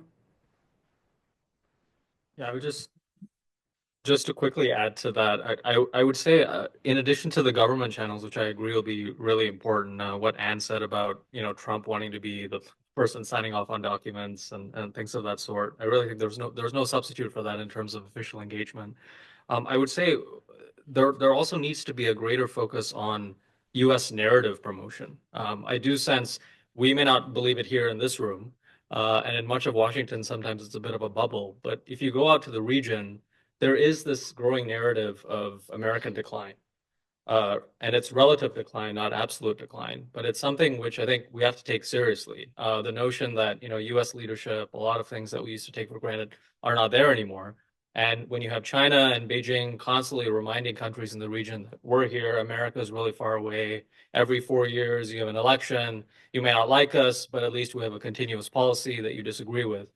A lot of these countries, there's a lot of traction within the populations of these countries when China produces projects that, granted, have huge environmental issues, debt issues, so on and so forth. There still is a proportion of that population that is being swayed by this narrative. And I think if you look at the statistics, the ironical thing is, if you thought the United States was in decline 4 years ago, look at the direction of the U.S. economy now. The U.S. in 1990 was about 40% or 2/5 of the G7 countries. Today, that's about over 50%. So the American economy is actually an extremely positive story. The problem is we're not really doing a good job of telling that story in the region. And these countries don't really understand the link between a U.S. economy that's doing really well and what are the tangible benefits that are coming to them for their countries, but also their individual populations, because we're increasingly talking here about our national interests and the American population and so on and so forth. So it has to get really specific. I mean, if a country is not expecting infrastructure projects that are high risk and the US government can't do that, how do we work with allies and partners to be able to create a value proposition, to be able to substitute for what China's doing? That's incredibly difficult, right?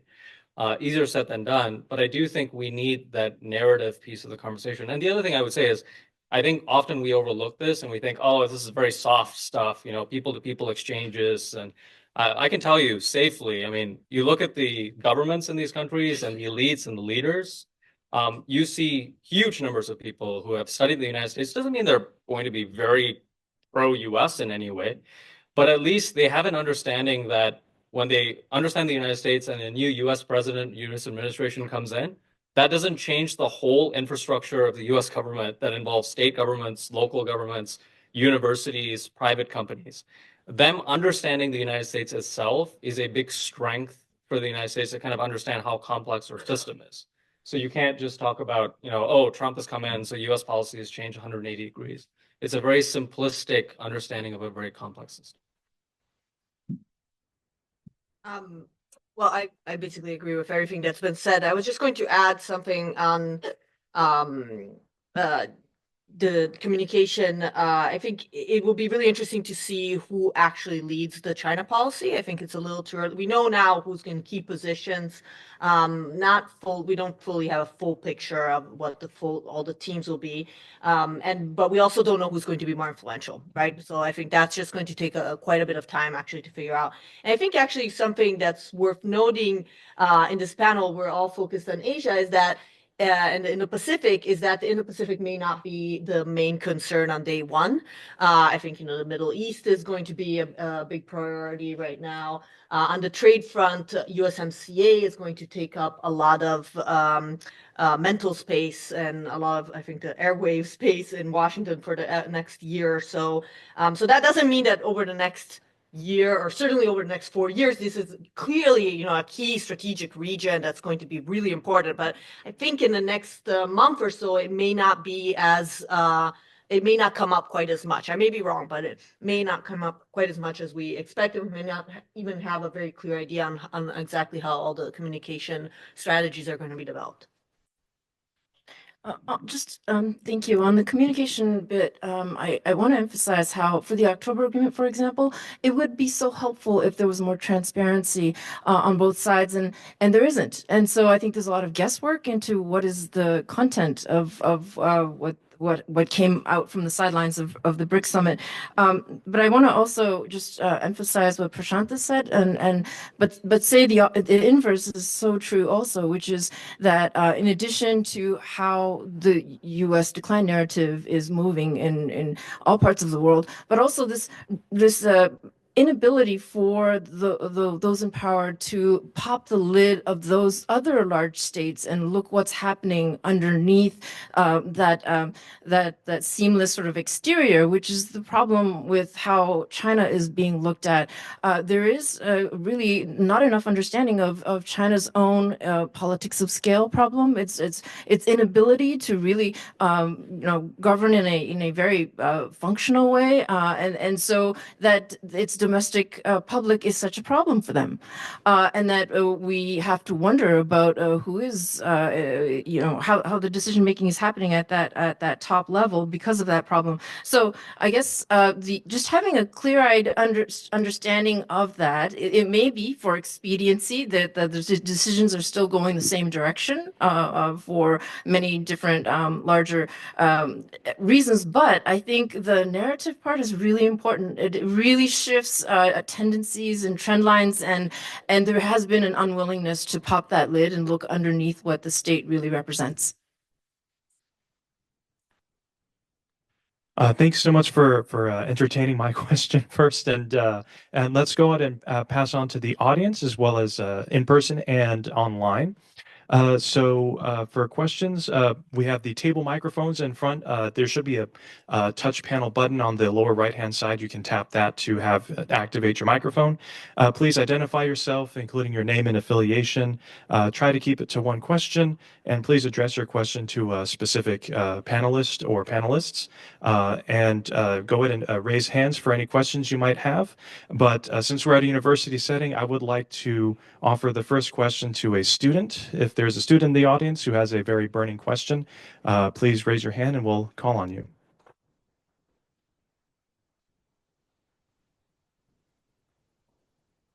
Former students also count as well.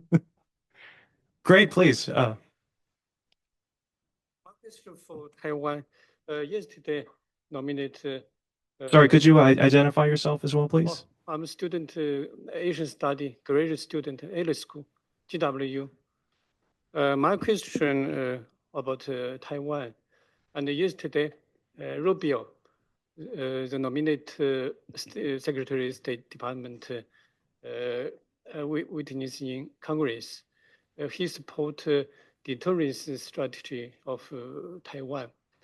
But we know, as Professor Robert Starr said, Trump is a transaction politician. He always think Taiwan issue is Xi Jinping and Trump personal issue, and he asked Taiwan increase defense budget. So Trump's strategy is totally different to Rubio's strategy of Taiwan. So do you think during second term, Trump's strategy will be conflict with Rubio, and Trump will make big deal with Xi Jinping to sell out Taiwan? Annie, I'd like to toss that to you. So sounds like two-part. First one is Trump, Rubio, and maybe the broader question of these kinds of policy direction tensions within the administration. And then second one on first panel mentioned grand bargaining between Xi and Trump. So anything you want to take on? Yeah, I think on grand bargaining, that's a question we get a lot. Let me just say it. If I was President Trump, you know that the thing that is like your greatest point of leverage with Xi Jinping is Taiwan. You know that's a clear red line for the Chinese government. You know that that is something that Xi Jinping himself would like love to come to a deal on, right? Like this is a grand bargain. I do not see what Xi Jinping could offer Trump and the United States economy or the United States like political system that would be worth handing that chip over because that is such a valuable chip. So I know that there's a lot of consternation about this, but I really don't see, there being a deal where we just hand over Taiwan. That's just too big of like if you're looking at it purely from a leverage and like bilateral perspective, that's just a very big chip. In terms of Senator Rubio's views versus President Trump's views, this is kind of what I was talking about before. You have the hardliners that are within the Trump administration that are going to have a voice. Unclear yet whether they're going to have the most dominant voice. I think depending on what President Trump decides on Taiwan, I don't think that there's like a Trump strategy on Taiwan. I don't think he himself has come to terms with what he wants his policy to be on Taiwan. So I think the decision-making factor is going to end up with what is happening on that exact day and at that exact moment, who's in the room making the best argument and the most impressive argument amongst his cabinet and his White House officials. And there's other opportunities, or other factors that are going to play into that too. Like, how's the US stock market doing that day? Where are they on like econ negotiations with China at the time? What is there a very strong push and willingness to fight that has been demonstrated by the Taiwanese government, the Taiwanese military? All these like little factors that change every single day, I think are going to accumulate to a decision kind of on the spot for President Trump. I don't think he's coming in with a predisposed view of what he wants Taiwan's strategy to be. Thank you. So opening the floor to other audience members for questions, please raise your hands. Oh, sorry. Yes, please. Is it on? Yeah. Oh. Yes. My name is Rockwell Clancy. I'm a research scientist at Virginia Tech. So it's to kind of follow up on that question. I think that's right on, that they don't have a policy and that the Taiwan question is going to be left to the vicissitudes of like how Trump is feeling that day or people in the cabinet are feeling. And so what strategies do you think other people in the government might take to ensure that kind of Taiwan is taken care of? So an example of this would be playing up the fact that Taiwan is the center for chips production in the world. And, China wouldn't dare because of that or something like that along those lines. So to ensure that it's an issue and there's a kind of line. And then I guess kind of as a follow-up to that, I mean, I agree with you that Xi Jinping has increasingly fewer nonviolent options. And then his legitimacy is tied to what happens in Taiwan, such that China going to war with Taiwan becomes more and more likely. I'm not sure, though, that there's an appetite in the United States for the United States to go to war with China over that. And so I guess in the years leading up to it, what strategies do you think that other people might take, or what's the argument? Yeah, great points. When you say like strategies, do you mean if you're like on the outskirts of like trying to get President Trump to defend Taiwan, or do you mean to like manipulate, try to get Xi Jinping to like, who's the target, I guess? Yeah. Good. All of the above. All the above. Okay. And so, yeah, but all of the above. And especially since it's not just about the Trump administration, but there are all these other parties involved. Yeah. Yeah. No, like the business community also. Yes. No, you're absolutely right. I think, again, the decision will be made on a bunch of factors, some of which I said in the previous answer. And I think you're absolutely right that public opinion is going to be one of those factors that plays into decision making. So if I was, a lowly staffer who was trying to convince President Trump that he should, put his weight behind defending Taiwan, and also trying to convince Xi Jinping somehow simultaneously that Taiwan is not actually that important, I think, the ways that you would be like public narrative is like trying to get Americans to support the idea of defending Taiwan. It would be hardening our deterrence postures, that we have the capability if things were to pop off. It would be, you know, not only looking at the economic arguments for it, not just that, like everyone always focuses on Taiwan as a chip manufacturer, but I think it's more so that the waterways around Taiwan, if there is any disruption there, we are screwed, right? I mean, we saw how bad one random container in the Suez Canal really screwed up global shipping during the pandemic. And we see that there's a lot of shipping disruptions in the Red Sea right now. Imagine the Taiwan Strait, right? We use the Taiwan Strait to access 4 of our top 10 trading partners. There is no way that that is going to happen if there is any type of even blockade or conflict or contested waters around Taiwan. If that were the case, we would have to use all our shipping to go around Indonesia, which is a very rocky archipelago that adds weeks and weeks to even normal shipping times and can't manage the same amount of commercial merchant ships that the Taiwan, you know, the Taiwan Strait and then the east of Taiwan can manage. So I think there's, you know, those economic arguments to be made as well. And then of course it's the political arguments of credibility in the Indo-Pacific, but also like if President, you know, you can flatter his ego too, like President Trump likes to be perceived as a strongman. What are ways that he can come across as a strongman? And the way to do that is to show him opportunities where the United States and Taiwan come out victorious. And that goes back to hardening our defense posture and making sure we have the capability to do what we say. Thank you. I'm going to take a question from the audience members online. We have a question here. The panelists talk about the U.S. government providing a value proposition separate from private businesses to Southeast Asian countries to draw them away from China's orbit. Maybe that's referring to Prashant's earlier comments. But to me, the best way for the U.S. to achieve this is by rejoining the CPTPP. Do you think there will be political will in the future for the U.S. to do so? So specifically on CPTPP, is there any interest or will to rejoin that, and maybe broadening it out, I guess, U.S. appetite for joining or creating new multilats, mini-lats, or bilateral economic strategies? So open to the floor, any comments on economic frameworks? Well, I'll start briefly. I mean, I think I think one would hope that that was the case, that the Trump administration would rejoin CPTPP, only because I think sometimes now free trade is kind of perceived, I think wrongly in my view, as being some sort of concession that we're giving countries.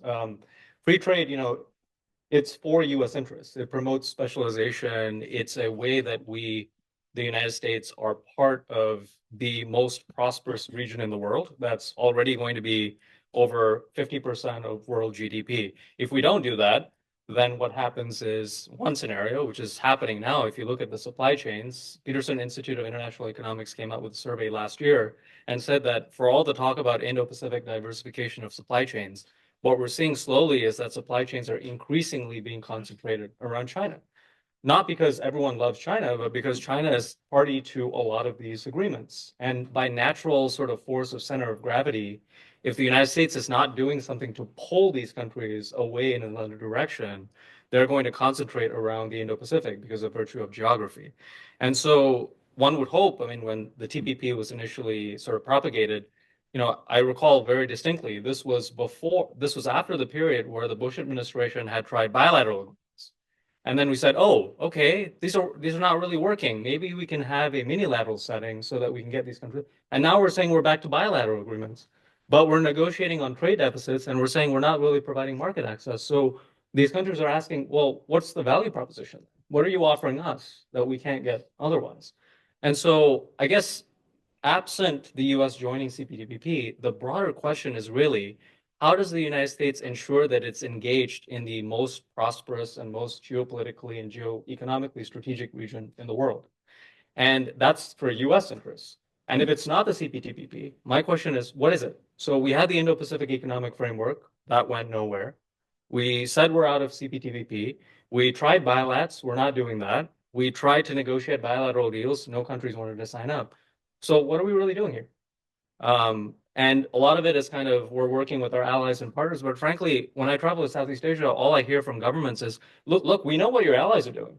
The Japanese are doing even more than the Chinese, and they get a lot less credit. We know what the Australians are doing, and they struggle and they have their own problems, the changes of government, but we want to know what you're doing specifically. And I think that economic value proposition is absent. I think the Biden administration deserves some credit, to be honest, for trying to sort of talk about agreements on critical minerals, for example, semiconductors. That's very small stuff, but at least there was a positive value proposition.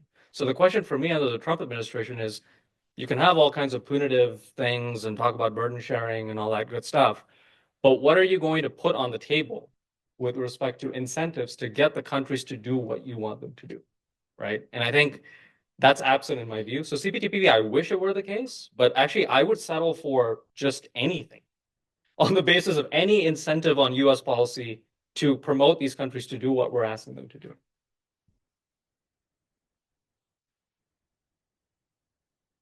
Yeah, I think I'm glad you brought up IPEF, right? IPEF was a non-binding, non-market access including set of principles. Like it's literally called a framework, not even an agreement. And the trade pillar fell out of it and it died because of domestic opposition here in the United States. There was senators that wrote a joint letter talking about the trade pillar and it died because of that.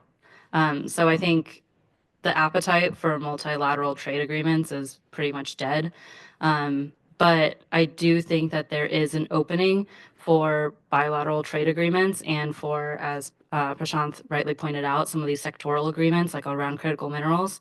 I think we do, USMCA does not have the best reputation now because of everything that has been pointed out about certain loopholes that the PRC has had for manufacturing in Mexico, and that has really spurred a relook at that agreement.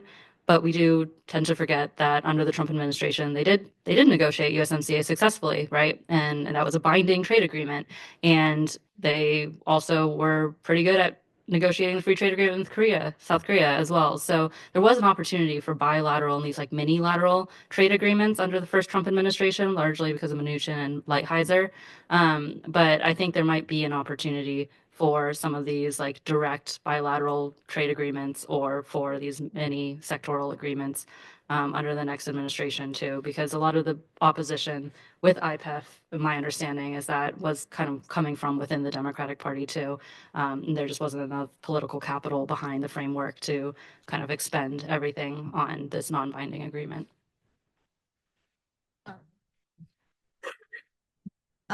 Yeah, I think everything that's been said is correct in the sense, especially the U.S. pointing out that the Trump administration actually did more trade agreements than the Biden administration. So there is potential there.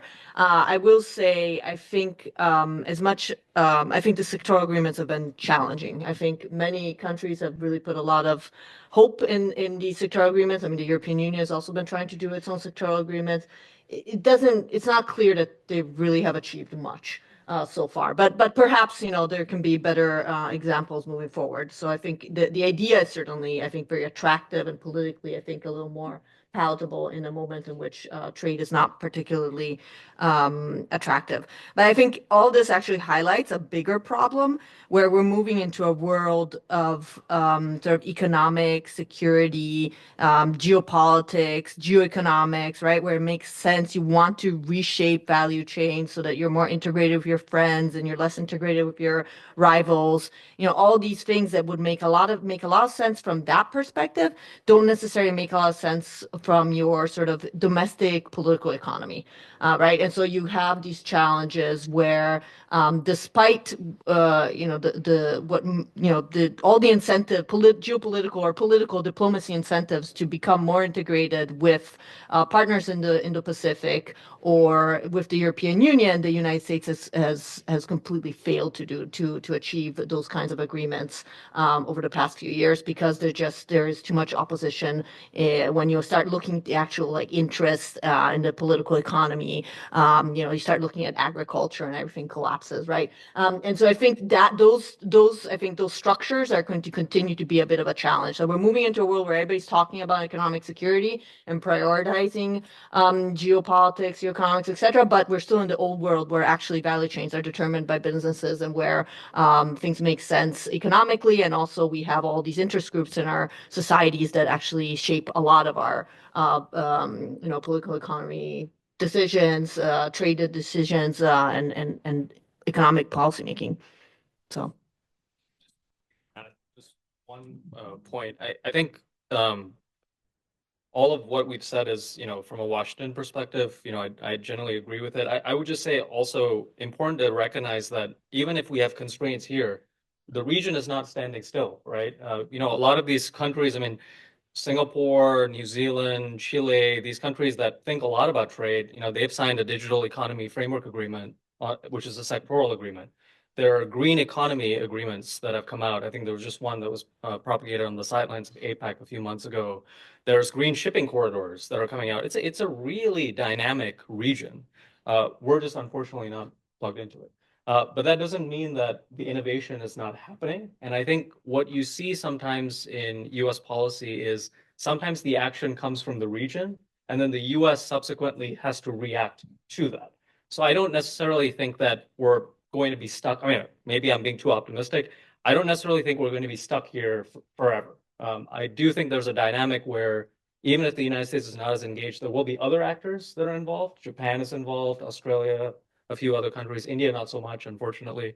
But there may be a dynamic where there's a resetting gradually, in spite of what the United States. Yeah, and just that was the point I was trying to make in my initial remarks, where I think in the global governance sphere, we might actually see some really interesting developments, even though, you know, the US pulls back in some areas. We'll probably see actually China being more of a leader, but in others there may be other countries, and maybe countries with which the US has longstanding ties, and even if those ties maybe are not going to be as strong in coming years, they might get stronger again in the future. So I think those are just, I agree that this is going to be interesting to watch. Great. So we're actually just right at time. So I want to first, please join me in thanking our panelists for delivering great remarks.